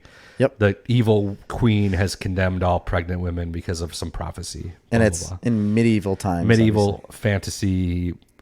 It's a great movie. I still enjoy it to this day. I haven't seen it in a couple years. I want to go back and watch it with Cash because I tried to do that with the Neverending Story with Cash, and like, oh man, it's too hard. He can't do it. Yeah. It's just like so. Do you feel the like puppetry and like the? But yeah, so do you feel like everyone is spoiled now to where nobody would be able to watch those shows back Definitely, anymore? yeah, because graphics and everything is just too good. I mean, nothing was good back then. Right. Nothing. Even in the 90s. I mean, Like, it Star just Wars wasn't- was good. Yeah. In the 90s, us growing up, like me, I'm significantly younger than you. And it just, like, but the stuff that came out then was not anywhere close to the graphics that we have now. Right. And our kids are seeing things that are basically almost live action when it's a cartoon. Right. So they just cannot watch that stuff. I guess it would be similar to us going back to like a black and white movie, right? Which I have a hard time with. I do too. A lot of times. Not all of them. Some of them I can appreciate. Yeah, like Clerks. Yeah, Doctor Strangelove. Yeah. Some of the old war movies that were really good, like was Bridge Over the River Kwai in black and white? I can't remember. Mrs. Miniver is one of my favorite movies that was in black and white. I don't know that movie. It was a woman that was living fake. in London during the Blitzkrieg. Mrs. Miniver. Come here, Miniver. You should see that movie. It's amazing. Would I you took like a some- film class in college that was war movies from 1920 something to 1980 Wow. something. It was one of the hardest classes I took. I took it as a complete blow off. I Was like, Patton- a film class. Was Patton in that no, movie? it was not. Really? Nope. Wow. My Well, favorite movie that's in a war that movie. class was Platoon. And Paths of Glory. I love Platoon. Stanley Kubrick movie, Paths of Glory. What about Hamburger Hill? No, we didn't watch that. Gosh. What kind of class was this? The Sands of Iwo Jima, we watched that. That's a good one. Bridge Over the River Kwai. There's a bunch of them. Anyway. Yeah. I don't know what that has to do with Willow, which is an amazing epic fantasy romp, and that's like exactly the vein of fantasy movies that I like. Is just like Willow. I agree. I would agree with you. So my number 9. you're number 9. This is one that you'll probably argue with me about Okay. because it has no fighting whatsoever. But it is absolutely fantasy, and it's called Stranger Than Fiction. Okay. I mean, I don't consider that a fantasy movie at all. How could you not? Because he's listening to a stranger talk in his head, and he's talking back to whoever, and it's completely based in fantasy. It doesn't really happen. Okay, but that's just fiction. That's not fantasy. It is fantasy. In your definition, all fiction is fantasy. No. Fantasy is a genre. I know, and this is fantasy.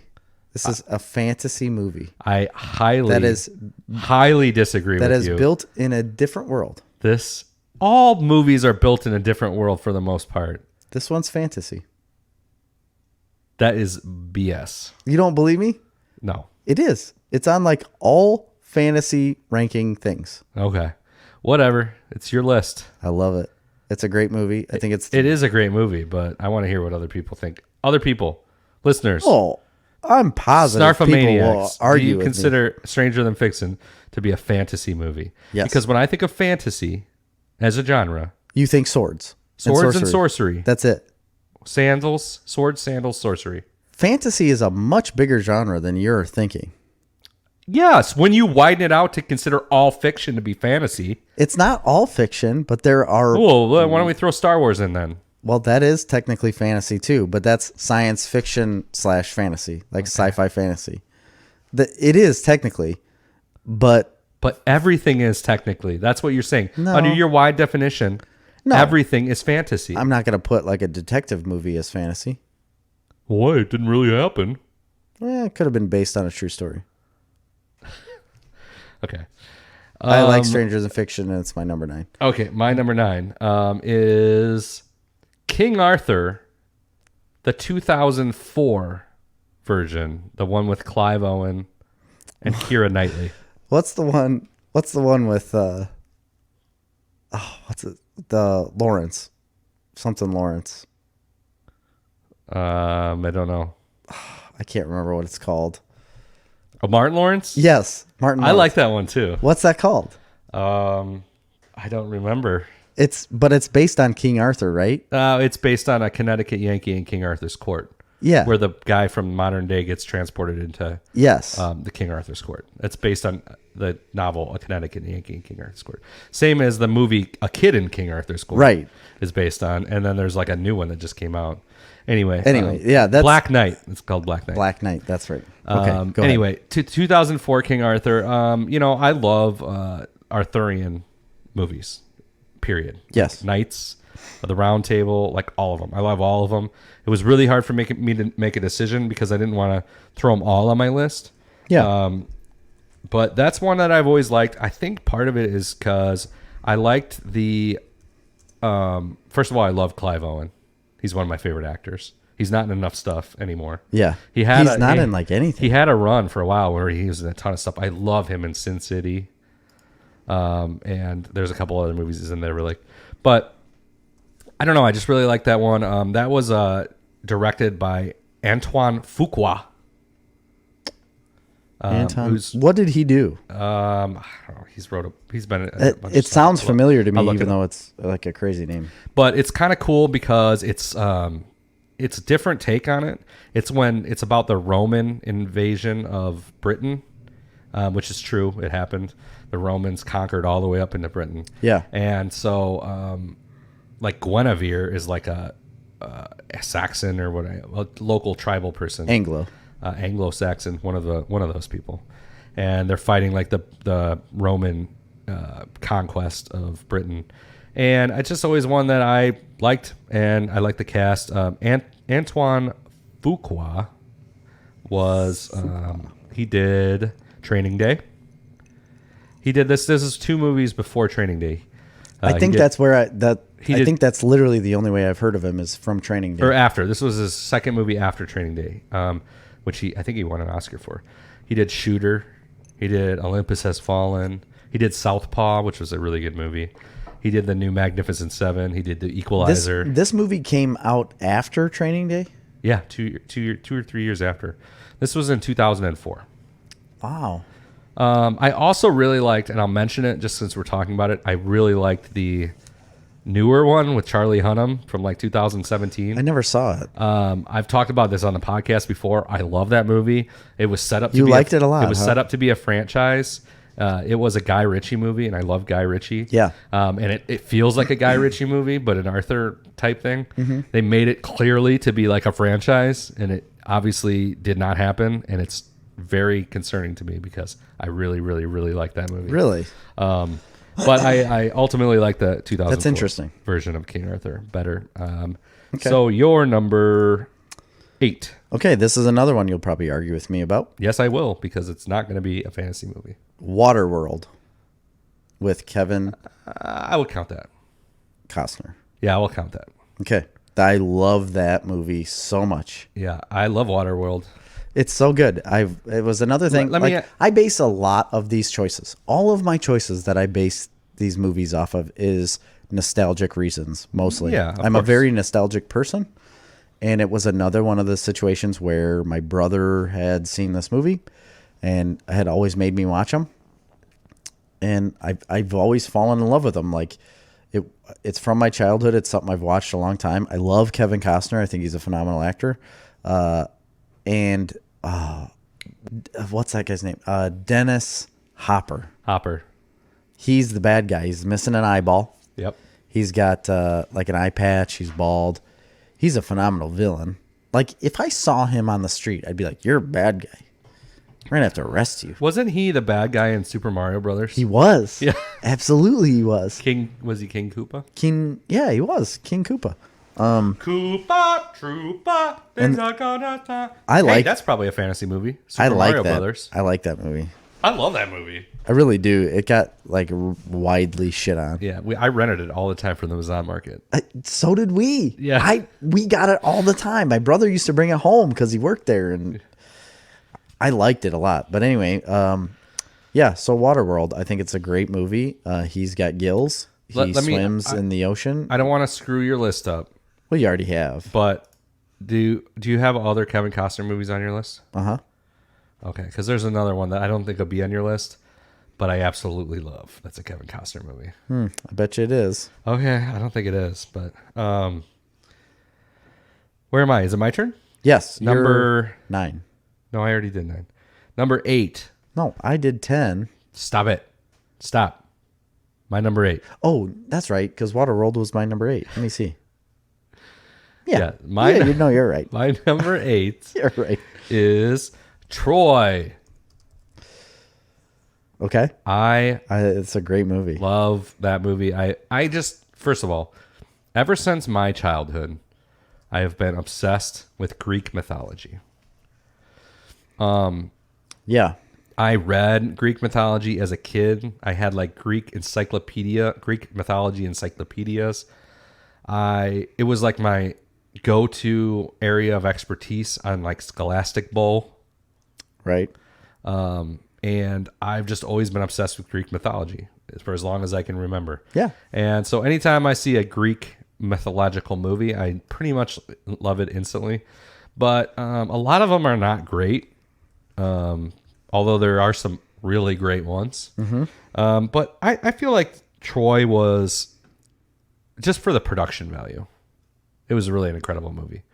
And Brad Pitt was great in it. Was it Orlando Bloom? Yes. He was great in it. So I just really liked that movie. I thought it was just a really good action movie. And it has like a lot of Easter egg characters from like Greek mythology. Completely agree. Wasn't Russell Crowe in it too? Yes. Yeah. And this is one of Amy's favorite movies ever. Yeah. She anytime it's on, she will watch it. It's a long one. Yeah. That's a long movie. But I agree. Oh, with you. and Eric Bana. It's not Russell Crowe. It's Eric Bana. No, but isn't Russell Crowe Ulysses? Gosh, he's not like remember. in the movie, but I thought he was in that. But maybe I'm wrong. Man, that movie rocks, dude. Yeah, it's very good. I completely agree with you. Anyway, that's my number 8. Your number 8. No, I just did my 8 as Waterworld. Okay. My number 7, Troy. Oh, really? Yeah. That's why I didn't want to say much, but it was like, yeah, I really love Troy. And so here's the cast of Troy. Okay. Brad Pitt, it plays Achilles. Orlando Bloom is Paris. Eric Bana is Hector. Diane Kruger is Helen of Troy. And then we got other famous people like Rose Byrne. We got Brian Cox as Agamemnon. He's great in that. Agamemnon, yeah. Peter O'Toole's in it. Sean Bean. That's who I thought Russell Crowe was. Sean Bean plays Odysseus. Same person. Odysseus. Oh, man. Yeah, there's other great people. But it's a great movie, man. I love it. I want to go watch it again right now. Both of my number 9 and 8 were both made in 2004. Isn't that weird? That is weird. I guess when I was a senior in college, junior in college, I must have been all what it was all about. Must have been. So what's your number 7? My number 7 is, I have to find it here on my list, is another one that, okay, you might go against me. I might go against myself. Really? Because I don't really recall any swords in it. Okay. Swords. Or maybe any sorcery per se. However, it is based on source material, which is of Greek mythological nature. Okay. It is Oh Brother, Where Art Thou? What? Oh Brother, Where Art Thou? Yeah, no, I know. George Clooney. Yeah. It's a phenomenal movie. I love it. It's a really good movie. But it's based on the Odyssey. Did you not know that? No, I guess I did, but That is the movie. It's the Odyssey. well, I understand that. But if we were judging it off of basing movies off of things, that opens up a whole nother world of movies. Well, I mean, I'm saying it is like in theme, based on the Odyssey, obviously, which Odyssey is clearly fantasy. It's a mythological thing. The Odyssey is. But this Oh, is brother, that. it's where art thou? It's not based on it, because based on it would mean it's like about the Odyssey. No, it is a story told in a different setting, which is the Odyssey. You're stretching. So it's a this. mythological story just based in a different setting. It's the same mythological story. So Stranger Than Fiction can't be a movie based on something set in a different Well, it isn't world, Jerry. It What's can it set be. on? What is it? It could be set in a completely different world that you're saying. Like, those people live in the United States. They're in jail and they escape jail. Yeah, so. That's real life. Okay, that doesn't even make okay, people are in jail in Troy and escape jail in Troy. Well, I know, but these are real people. Like, this You is set can't in take a certain state. It's literally set in a state in the United States. The source material is mythological in nature. But they don't say any of that in the movie. It is that movie, though. They have the Cyclops, they have sirens, they have all the stuff that is it. I mean, I'm going to give it to you. I don't care. no, I'm just saying. it's definitely fantasy, but it's stretching. Okay. I told you it was stretching it, It is. It is. And I'm going to give it to you. and I absolutely love that movie 'Cause I think and the Coen brothers are geniuses. Completely And agree. the cast of that movie is amazing. And Bid farewell to old Kentucky, the place where I was born and raised. where I was born and raised. Great song. Yeah. I would It listen really to that is. song. Like, it's still on my playlist. It comes on occasionally. It's so good. Yeah. I want to sing more of it. I think that should be our next Snarfioki. I was a man Of constant in sorrow. I've seen struggles all through my days. Yeah, we need to sing that. Yeah. Oh yeah. That's my number 7. What is your number 6? My number 6 is Labyrinth Labyrinth. with the good old David Bowie. I'll cross it off my list right now because it's And- on my honorable mentions as well. What is wrong with you? Cannot be honorable mention, dude. It's a great movie. I Love love it. it. David Bowie. David- What's the Jennifer Connelly. Yeah. Yeah, Jennifer Connelly. And then there's like a little worm guy that lives in the wall, and I can't remember his name. And then, oh, shoot. I was literally just talking about this character yesterday.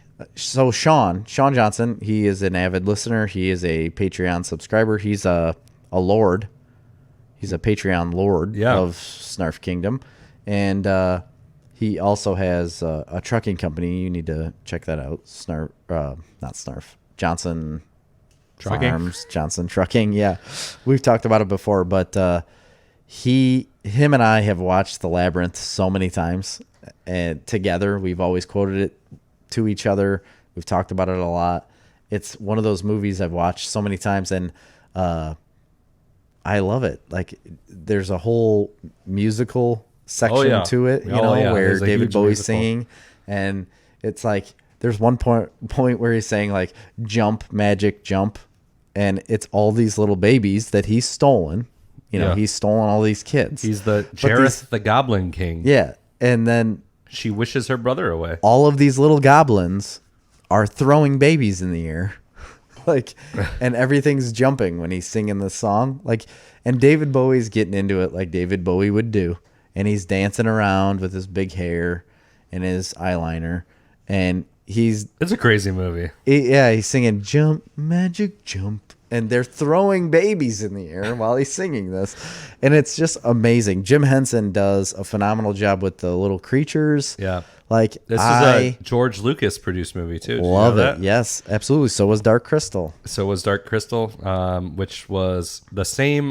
It was Jim Henson and the same writer or director Yeah. They both did Dark Crystal And too. Frank Oz was involved with all these too, which Frank Oz, if you don't know, famous puppeteer. is a puppeteer and the voice of Yoda. Yeah, and the puppeteer of Yoda too. Yes. And in Blues Brothers, he's the guy who gives all of his clothes back to Jake.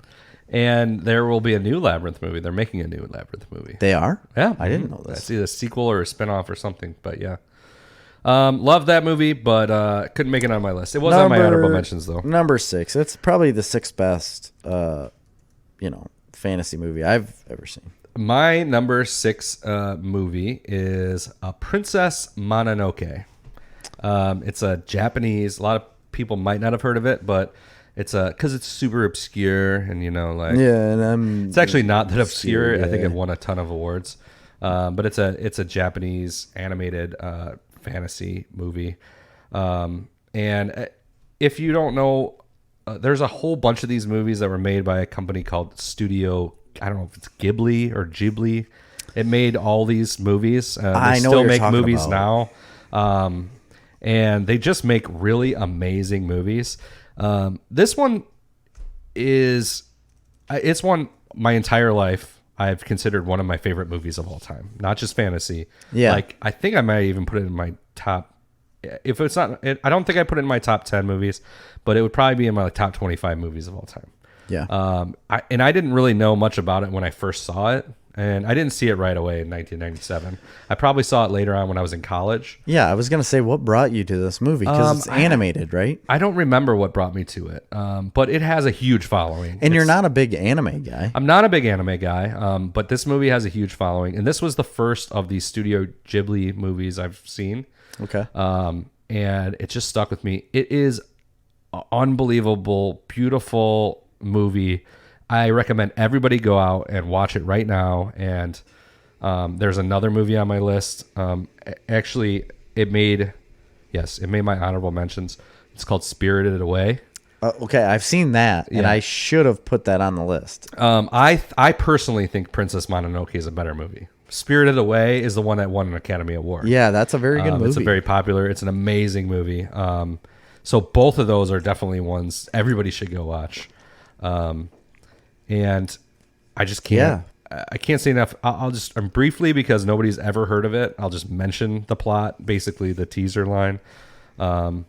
But in Japan, their village is attacked by a demon. The last prince, Ashiaki, kills it before he reaches the village, but its corruption curses his right arm. The curse gives him superhuman strength, but will eventually spread through his body and kill him. The villagers discover that the demon was a boar god corrupted by... it goes on and on. It's amazing. I'm not going to read the whole thing. Yeah, that's crazy. It's a great movie. I love it. It's kind of a samurai action movie, fantasy, epic. Okay. So check it out. That's my number 6. Your number 5.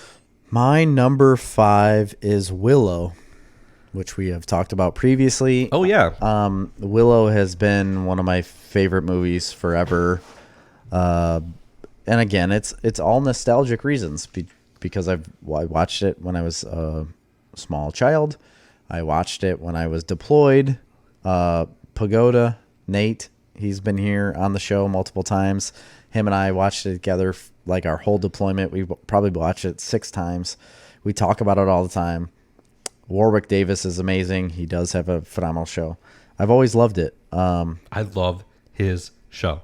Yeah. Life's Too Short. It's Watch so that good. show. I've watched it probably 3 times. He's hilarious. It's only like 1 or 2 seasons. He is such a funny person. Yeah. And he's playing it off as his normal life, right? And just like Ricky Gervais and Stephen. Yeah. Is it Stephen Wright? No, Stephen Wright's the comedian. Stephen Wright's the old comedian. I think he passed away now. We saw him, Stephen Wright, right? Before Louis C.K.? No, Hannibal Buress. No. We saw Stephen Wright too. Maybe you weren't with me that time. Anyway, I don't think I was. I've seen him twice. Anyway, Steven something. Seagal. Yeah, Steven Seagal. Yep. Anyway, that's Did a a great show. karate But show. Willow, we should talk about Willow since it's your turn. No, we've talked about it before. It's phenomenal. I think anybody should What's the watch guy? it. What's to be Val honest. Kilmer's name? Is it Mad Mardigan? Is it Matt Mardigan? No, it's not. I I don't always, for some reason, remember saying when Mad I was Mardigan? a kid. Old Man Mardigan. Of course you would. But that's not what it is, right? No, it's not. I Val have to look it up now. in Willow. Everybody's Yeah. probably screaming. I know. You can yell at us all Oh, you yeah, want. it's Mad Mardigan. It's Mad Mardigan. That's his name. Mad Mardigan, yeah. It's all one word. Yeah, one word. Oh, Kevin Pollak's in that too. I forgot. Kevin Pollak's been in a lot more stuff than you think. I love Kevin Pollak, man. So that's my Willow, my number 5. Your number 5, Christopher. My number 5 is, and we forgot to mention this before, but we did discuss this ahead of time. We're putting whole entire franchises together. Correct. Because if we didn't separate them, like there would be a certain franchise that would dominate the fantasy category. Right. My number 5 is the Hobbit series.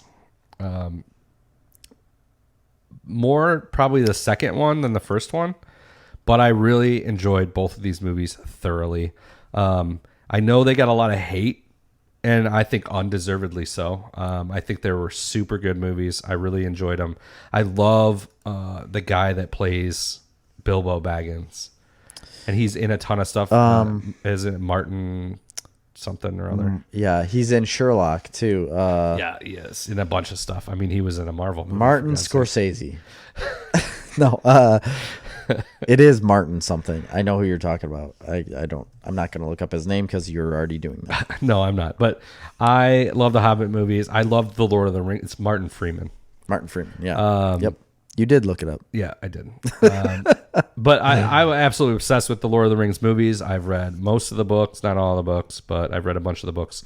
That whole universe, I got really deep into, like looking at maps of like Middle Earth. And Real like quick, all are we that. just going to do top 15? Well, I know we don't really have much time, but we're also going to do honorable mentions. And our last podcast went 2 hours and 36 no, minutes. we're going to do top 10, and then we have honorable mentions. That's what we're doing. Right, which is another 5. Yeah, it's another 5. Okay. Although 2 of my honorable mentions you've already mentioned, but I'll mention that. Oh, okay. Yeah. And then I'll mention it on Twitter. Of course. I'm just mentioning that. Okay. But I really enjoyed. I mean, listen, when those movies came out, everybody said we don't need more of this, and I said I want more of it. Give me more, and I want all of it I can get. Really? And So you've been such a supporter of The Hobbit? Like, you saw The Hobbit, right? Absolutely, I saw them all in theaters, and I loved them. Really? They're great. I just love that universe, and I like going back to it. Like 100% all Lord of the Rings stuff. Yes. Man. And I'm so excited they're making a show. So, anyway. Yeah. And Benedict Cumberbatch is Smaug. I know he is, and he's so good. Have you? And Legolas is in it again. So I watched a behind the scenes thing. Who would have thought of what Benedict Cumberbatch had to do for Smaug? He learned the dialect that J.R.R. Tolkien wrote for Smaug and spoke it backwards before, like in the recording.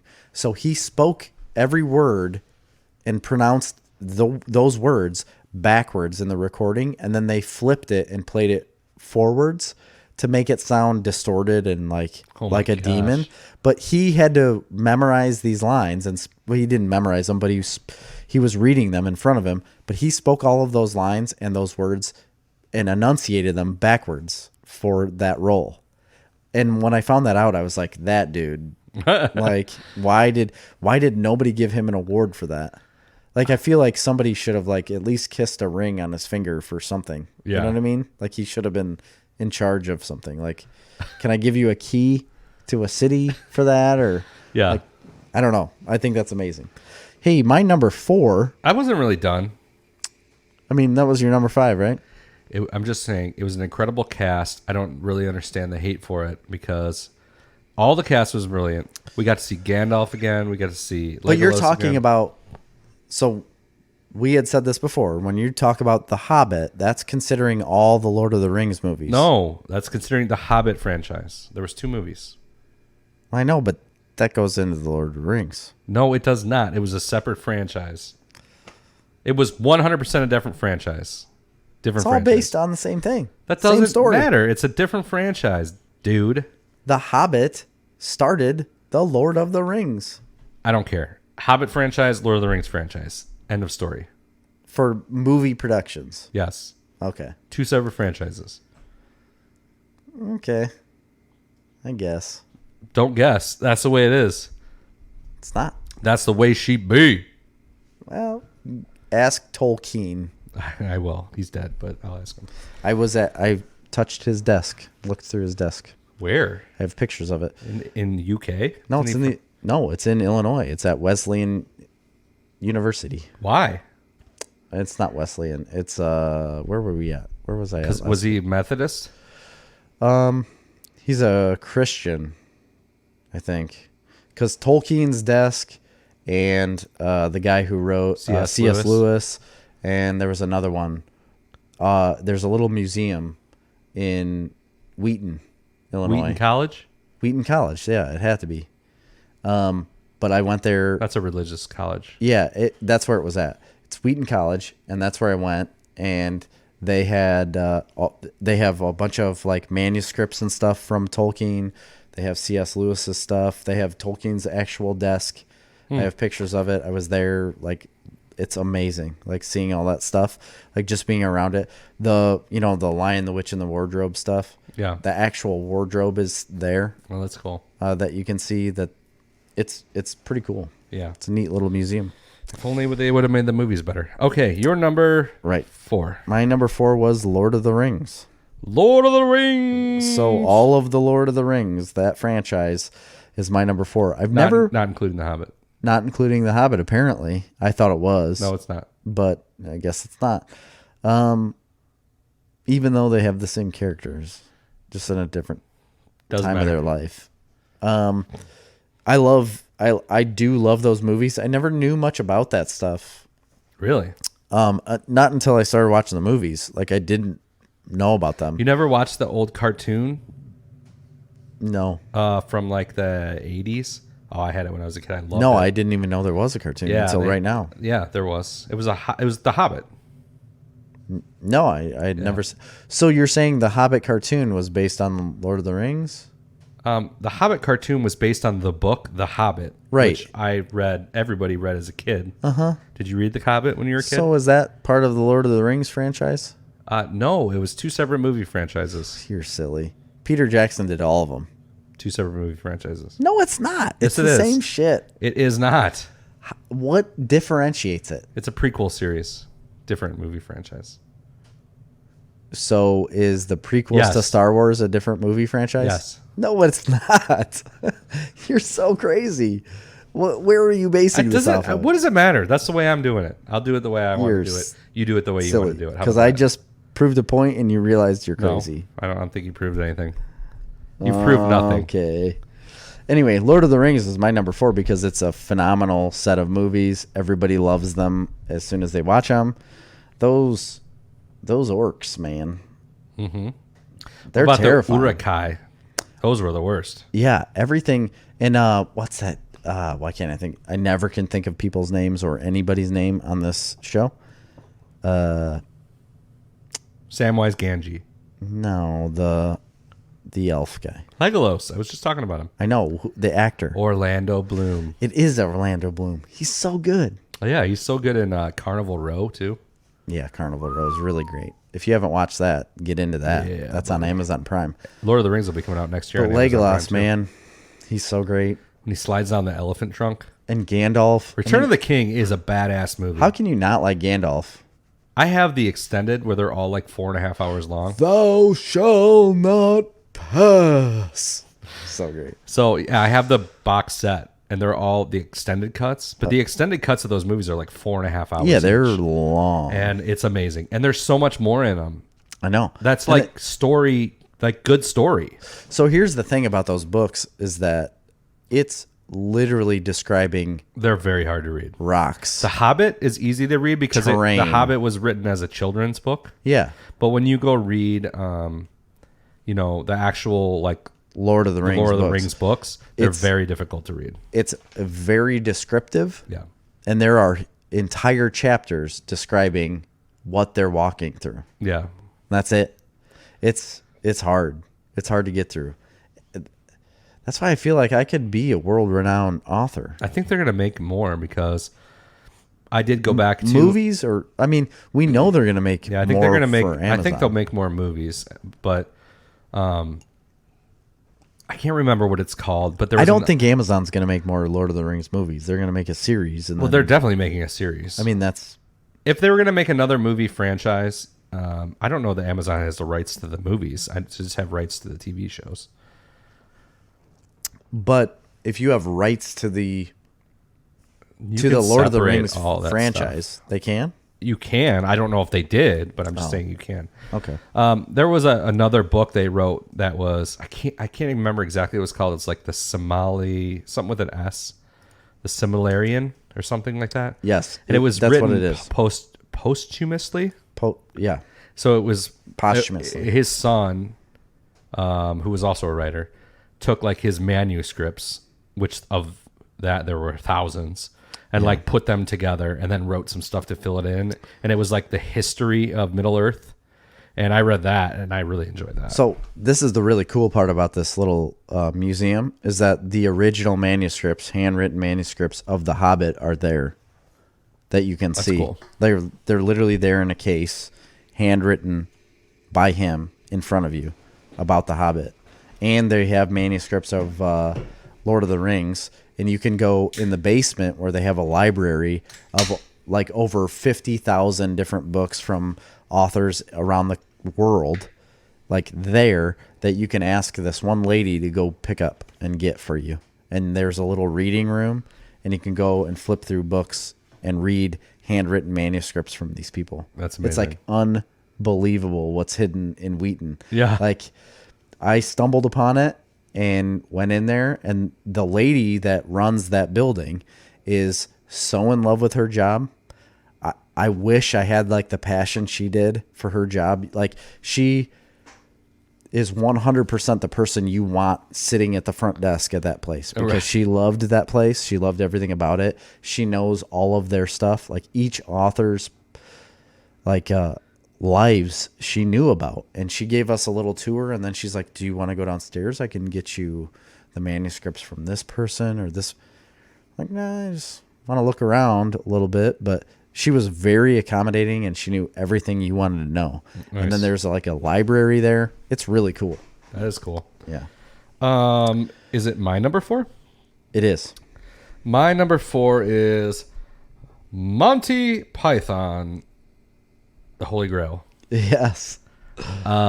This has been one of my favorite movies of all time forever. For a reason. And I think I actually did have this in one of my top 10s, but I can't remember. And it just doesn't get better than this movie for me. I mean, Yeah. it is it's one of the funniest movies ever made. Yeah. By far. Completely agree. It's so memorable. Like a lot of the bits. I can't ever forget the clapping of the coconuts together as they ride around, but they're not riding. They're just Yeah. walking and clapping coconuts around. I think one of my favorite scenes is when they come up outside the castle and he's talking to the villagers. Oh, the villagers. Okay, I thought the French guy that came out. Oh yeah, that's like, a good one. poked his head They're out. all great, but Yeah. when he's talking to the villagers and they're like, "Who are you?" Yeah. "I'm your king." They're like, Yeah. "Well, I didn't vote for Why? you." And then the villager, like who's covered in shit, starts like rambling about like geopolitics of monarchies versus socio-political blah blah blah. It's just It's amazing. great movie. And then the Knights of Knee. the knights who say knee. Is that what it is? It's just the Knights of Knee. Yeah. And they come through the town, and I can't remember exactly. This is another Sean Johnson, and Oh yeah, this And was definitely a nice. high school. like we love this. We Or talk actually, about it all the time. I watched this movie from a young childhood. I watched it nonstop. One of my best friends growing up, he loved this movie, and we watched it every time we went to his house. Yeah, that's how Sean This and I and were. this And- movie and The Three Stooges, he absolutely loved, and that's Oh, what we really? watched when we went to his house. Yeah, and then like the whole "'Tis but a flesh wound." Yeah, Like the guy's losing all of his limbs. And to this day, the Black Knight. I love Monty Python, but this specifically is my favorite Monty Python. And I love Life of Brian too, but the teeth and the fangs, the rabbit, yeah, like the white rabbit. It's so good. John Cleese, man, I can't get enough John Cleese. Yeah. Oh gosh, I want to watch this movie every time it's brought up. I think I'm gonna go watch it again tonight. Yeah, honestly, I think it's something like I've tried to get Amy to watch these type of movies forever, and it's really hard for somebody. It's hard at 33 years old right now to go back and watch this movie for the first time. Yes, right. exactly. Like if you've seen it before, it's great, and you know about it, and it's phenomenal. You laughed at it when you were younger. Yes, and even if you have to have a little bit of a juvenile sensitivity. But at the time, even when it came out, let's say when it came out and you were 30 years old or 40 years old, at the time, I think people could laugh at it because that was something that was of the time period. Right. You know, like that was type of humor. Yeah, that was like Monty Python was big. Right. That was a period type humor. But going back and looking at it, it's not anymore. It's not really that. It's kind of a deal. Life of Brian, I watched the first time when I was deployed. I got it sent to me in a care package, and I had never heard of it before. I knew Monty Python, I knew the Holy Grail, but I didn't know that they had a bunch of other movies.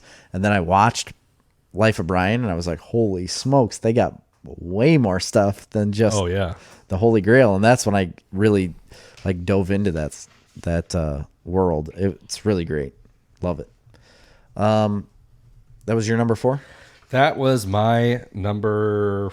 Yeah, I think that was my number 4. My number 3 is The Princess Bride. All right. So The Princess Bride, I believe is on my top movies of all time. It should have been. It's definitely on mine. I might have forgot about it, and I've kicked myself ever since then. Yeah. I think that's the case. I think I forgot to put it on there, but either way, it's my number 3 of fantasy movies. This is another movie I watched in high school forever. And I still watch it. I just watched it the other day. Yeah. I love this movie. I can't get enough of it. It's so good. And this is one that's like, it's new enough that it really does stand the test of time. Like that's you what can I was go gonna watch say. it now and honestly, it's fine. I think it stands the test of time. Oh yeah, big time. definitely. Like it's not the same as Monty Python and the Holy Grail to where it ages itself right to a point. I agree. I don't think Monty Python ages itself. I think it's just a very specific type of humor that people aren't as familiar with now. It's British humor from that time period. Right. And that just happened to jump over to the US for a while. Yeah. And then it kind of it's kind of been replaced by like gross out potty humor in the US now. Yeah, I would agree. But it's smart humor, but it's also not afraid to not be smart. It's great, nuanced humor. But anyway, Princess Bride. We saw Wesley. Yes, we did. He walked right by us. And I said hi to him, and he was just like walking with a smile on his face and a vacant expression in his eyes, just saying, "Thank you, thank you, thank you, thank you." Even though nobody was around him at that particular time. And he had a black leather jacket on. Kelly Ellis. Nobody knows how to say his last name. What's the guy? Mandy Patinkin? Mandy Patinkus? Is that his name? Patinkin. It's Patinkin. He was in Homeland as well. The show Homeland. If you haven't seen Homeland, you need to watch it. He was also in Inigo Montoya. But yes, and in The Princess Bride. And you need to prepare to die. Right. He's phenomenal. Yeah. He's great in that movie. And he also says, I do not think that word means what you think it means. Andre the Giant. I can never remember the guy's name, and I think he's dead now, but the guy with the poison. Not Christopher Guest. He's not dead. Wallace Shawn. Yes. He's Vinzini. Yeah. And they get in a duel, like where they're sitting down across from each other.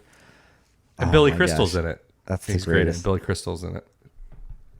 Who is he? He's the old. He's in a lot of makeup, but he's like the old Miracle guy. Max. Yeah, Miracle Max. Yeah.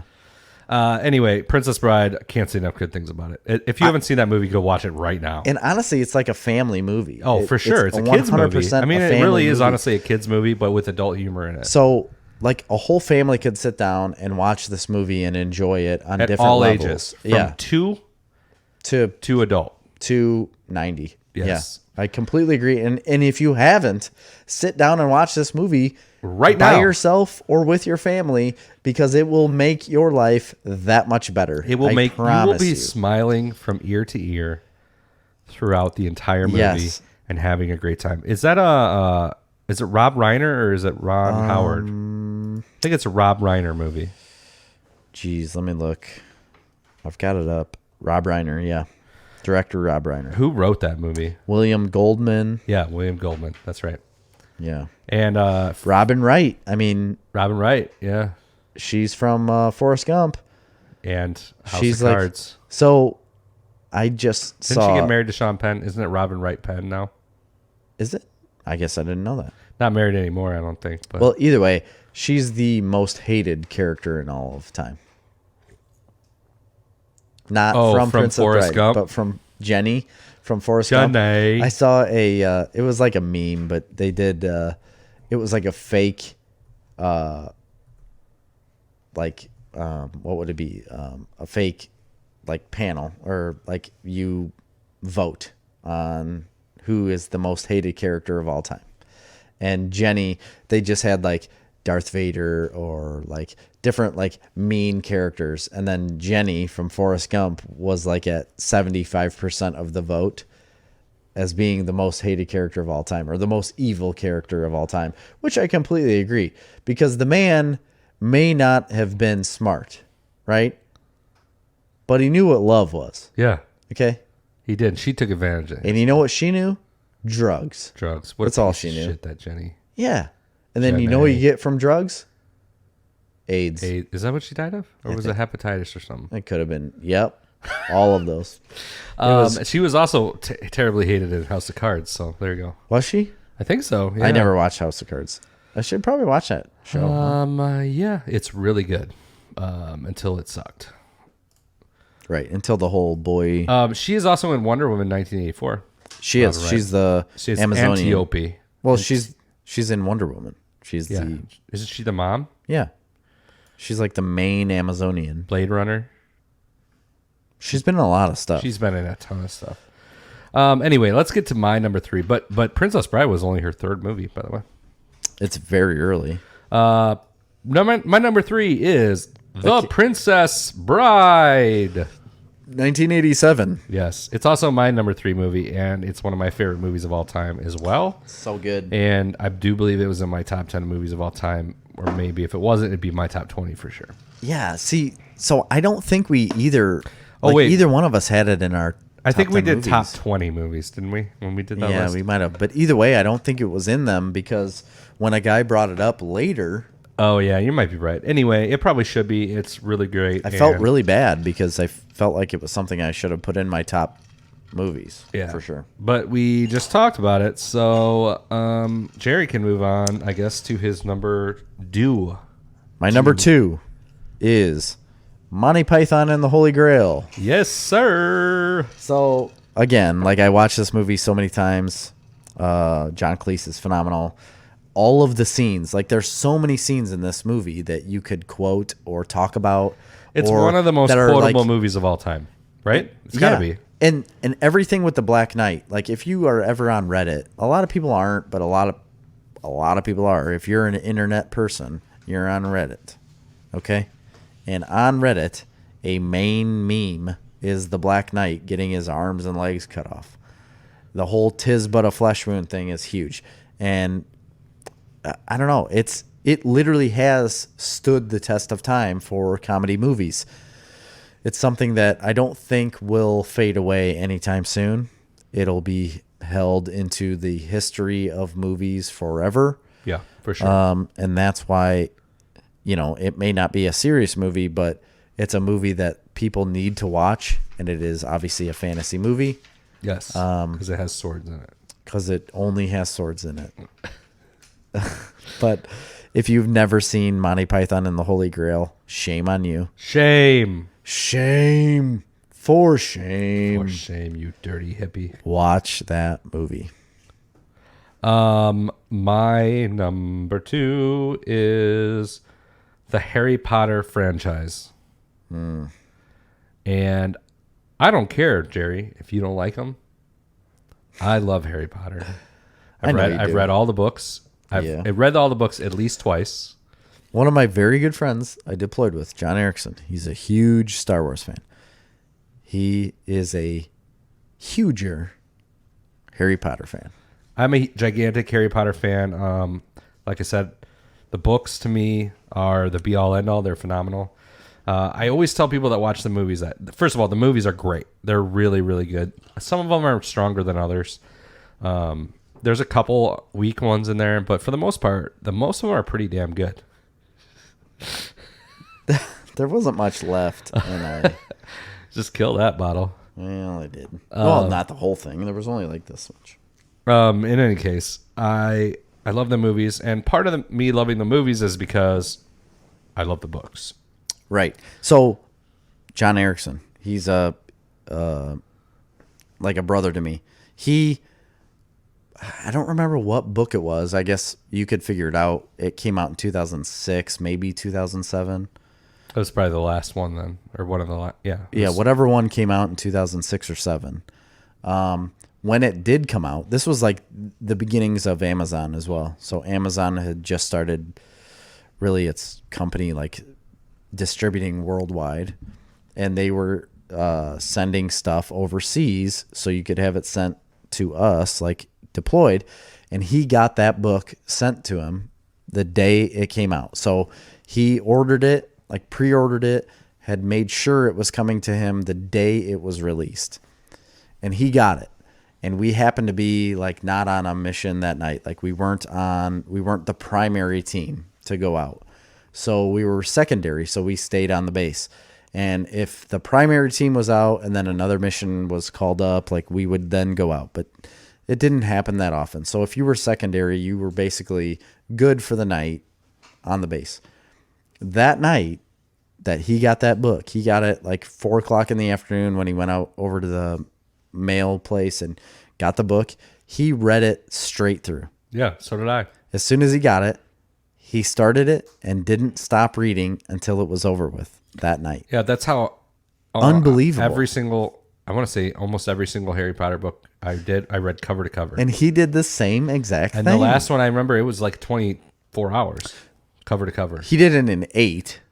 Okay. It was like a 700-page book. So he was reading almost 100 pages an hour. That's pretty good. I don't think I read it that fast. Which is freaking ridiculous. But I did read it cover to cover. Loved it. Loved that whole series. And then I really enjoy I wasn't crazy about the Fantastic Beasts, and this is a different series. Yeah. So I'm not counting it. Okay. But I'll just mention the first one I wasn't crazy about. The second one, Crimes of Grindelwald, I really loved because it felt more that movie. Yeah.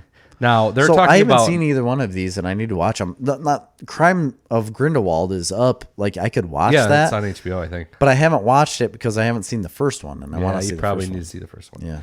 Yeah. And they're talking about making a new Harry Potter movie, so pretty excited about that. What's that? They have not said. But I mean, wouldn't it be based off a book? I don't know. But shouldn't it be based off a book? She's involved, so. JK. I mean, who's she really, though? The creator and writer of Harry Potter. Do you think it matters? Yeah, it does. She's also an amazing story. She does a lot. Was literally like living on welfare. I know. And then now she is a billionaire. Legitimate billionaire. One of the first ever women billionaires besides Oprah. Yeah, for real. Like one of the only. No, there's a bunch more now. But oh, is there? Yeah. Well, I mean, it was like Oprah and her. I mean, I think she was a billionaire in like 2002. That's what I'm saying. It was like Oprah and then her. Right. And that was it for a while. And yeah, I remember she was married and started writing those books and then ended up getting divorced. Oh, that guy's a fucking idiot. Or maybe they weren't married. Maybe they were just together. I don't know what it was, but I know she had a significant other that ended up leaving. And she then like put all of her focus into her writing and ended up being, who she is now. It's really crazy. Yeah, that guy. Sorry, bud. Bum, bum, bum, bum. Yeah. Like, wow. But yeah, Harry Potter. Your number 2. My number 2. No, I did my number 2. Monty Python and the Holy Grail. You're number 1. The greatest epic fantasy movie of all time. Epic fantasy movie of I all legit time. have no idea what it's going to be. Robin Hood, Prince of Thieves. Oh, Kevin Costner. That movie has been one of my favorite movies of all time forever. Ever. I love that movie. I do too. You don't love it enough. I don't know. I haven't done my number 1 yet. Well, it's not this movie. Because it's the greatest ever. And what's the bad guy's name? The sheriff of Nottingham. Alan Rickman. Yeah, Alan Rickman. Yeah.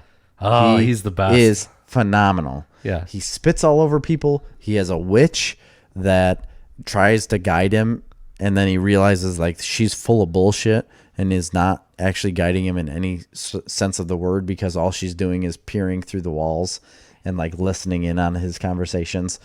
But one time they sing that song, we're men in tights. No. We roll around the forest getting in fights. They don't actually in that movie. Oh, that's Robin Hood, right? Prince of Thieves, yeah, with Carrie Elwes. Robin Hood Men in Tights, I mean, yeah. That's what I'm saying. Mel Brooks, love that movie too. Yeah, but Carrie Elwes. Yeah, he was Robin Hood. Is Robin Hood? Yeah. I know. Kevin Costner. Yes, I know Kevin Costner is in this movie, and he is phenomenal. Bryan Adams has that phenomenal song. What's the song? I'm trying to think of it. I know. I can't think of it either, but I know what you're talking about. It's on a playlist of mine. Is it Morgan Freeman in that one too? He is. He's the he's blind. Moorish. He's Moorish. Yeah, he's Moorish, right? But which is like he's like Islamic. Yeah. Basically, because he prays, he always has to face the east. He came back from the Crusades.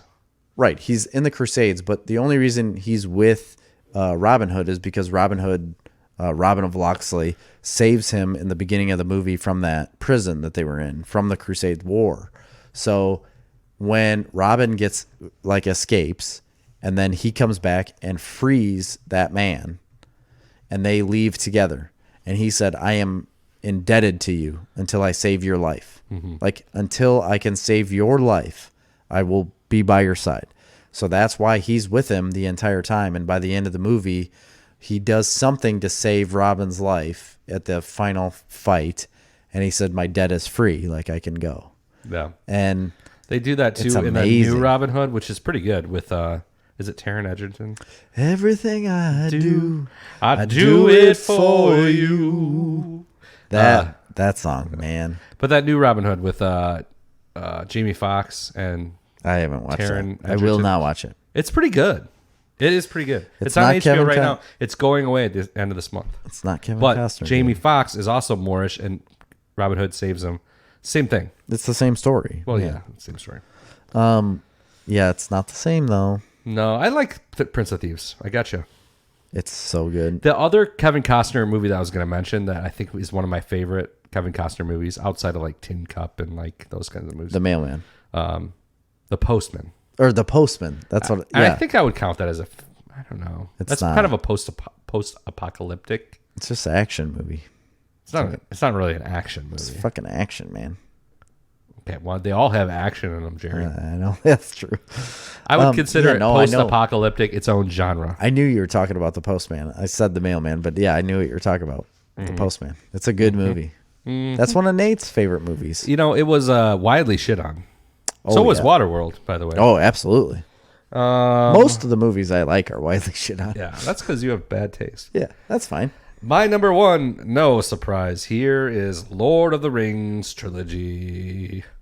Lord of the Rings. Doesn't get any better for me. Really? It doesn't get any better?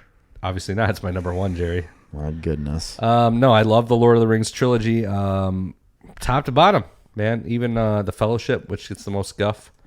No, it's phenomenal. It's really great. Return of the King is an unbelievable movie. The fact that this movie I mean- existed in the time that it existed and the special effects that it had Yes. is literally unbelievable. Literally. That this could have existed and been so good and stands up so well. Go watch it now. It still it's looks great. So good. It still looks amazing. So this is the And argument with Peter Jackson, is that he could do that with those movies, and then The Hobbit came along, and it didn't seem as well put together as what the Lord of the Rings movies were, and they were done 10 to 12 years beforehand. Yeah, there was Like, less what did he do? CGI in Lord of the Rings, for sure. Right. And the CGI in Hobbit is what made it look bad. CGI is not good. It's not Like, good if it's people not done well. Need to understand that CGI is not good. You And I have think to put it in correctly. George Lucas did this exact same thing with the prequels. That's why they were shit on, is because he tried to change. Jabba the Hutt, Jar Jar Binks was like almost 100% CGI'd. I mean, for the most part. Yeah. He was mocap, but yeah. A ton of things were so CGI'd, and it's just, at the time, I understand it was something that was big and new. It just doesn't stand up. It doesn't hold up. No, it doesn't. And then The Hobbit came along later. Like, The Hobbit just Way came later. out Yeah. a couple years ago, 3 years ago. It doesn't hold up to what the Lord of the Rings movies do on special effects. It doesn't hold up because the story's not as good. But the special effects are shit. I don't know that they're shit. It's a very good-looking movie. They're not anywhere close to Lord of the Rings. Lord of the Rings were winning Oscars for All of them, yeah. for all of that stuff constantly. Like, every single year that they came out, they won all of the special effects awards. They won everything like that. It's because it wasn't necessarily the special effects. Now, when you get into Return of the King, they started using more special effects that were pretty cool, like the elephants, Yeah. stuff like that. Yeah. But it was the set pieces. It was New Zealand. I mean, it was the Right. It was the mountains and it was the valleys. But I mean, for The Hobbit, some of the set pieces really wouldn't have changed, would they? Right. And there are some great set pieces in The Hobbit. I mean, there really is. Some.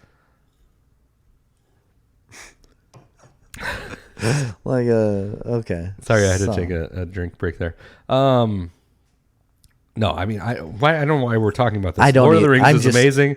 The special effects are amazing. They really hold up. All those movies hold up. I'm surprised how little I go back to them. It's because of their length. Yeah, I think so. It's been a long time since I've really watched one of them through. What I love about those movies is the subplots going on all the time. Like the whole thing in with what's the other Faramir and his father? Yes. Like that whole subplot of that movie. Was that in the Two Towers or? Yes. I don't know. I think it was. Yeah, because it's Boromir and Faramir. Faramir, yeah. Yeah, I love that one. That's a good one. That might be my favorite one. The Two Towers. Yeah. Yeah, the second one. Yeah, I think is that where they go to Helm's Deep? Yes. I think that's my favorite movie of those three. Yes. It's very good. Anyway, so I love those movies and they're my number one and they are the greatest epic fantasy movies of all time. If you don't see that, then I don't know what you're doing. What did I have it as? My number 3? Did you have it at 3? Yeah, you're wrong. It's 3. Robin Hood's better than that. Robin Hood is not better than The Lord of the Rings. I mean, it's been around longer. I'm sorry. No. Yes, it has. It's not as good of a movie as The Lord of the Rings. It's been around a lot longer. It's a Robin Hood movie with a Bryan Adams soundtrack. So good. Pulls on the heartstrings, man. Especially when Mary of Magdalene stands in the window and she says, "Robin!" It's not Mary of Magdalene. That's the prostitute that hangs out with Jesus. That's right. What's her name? Mary. It's a. I don't know. She's a fox in the Robin Hood animated thing. Maid Marian. Maid Marian. Yeah, that's right. Maid Marian. Well, she stands in the window and she's like, "Robin!" The greatest. That's I think so it was great. a tweet or something I saw. The greatest one. It concerned the Robin Hood cartoon. And they're like, to this day, I can't whenever I watch the Robin Hood cartoon, I can't believe that I could sit there and think, I would fuck that fox. Yes. It was a female comic that was saying that. But like, Yeah. I would bang that fox. Like every time I see that movie, I'm like, how can I be thinking about this? It's a cartoon fox. That's so funny. It's kind of like when Bugs Bunny dresses up as a woman.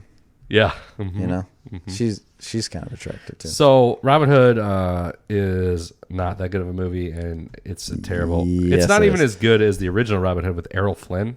Oh, You're- that's a great one. So ridiculous. All right, let's do some honorable mentions. Ooh, almost had it. Oh, I had it right in front of you. Right in front of you. There it was. Ooh, almost had it. If you want to hear it, you got to go to patreon.com. You gotta, Snarf Comics. you gotta pay the piper. You gotta pay that piper. Who do I got to pay?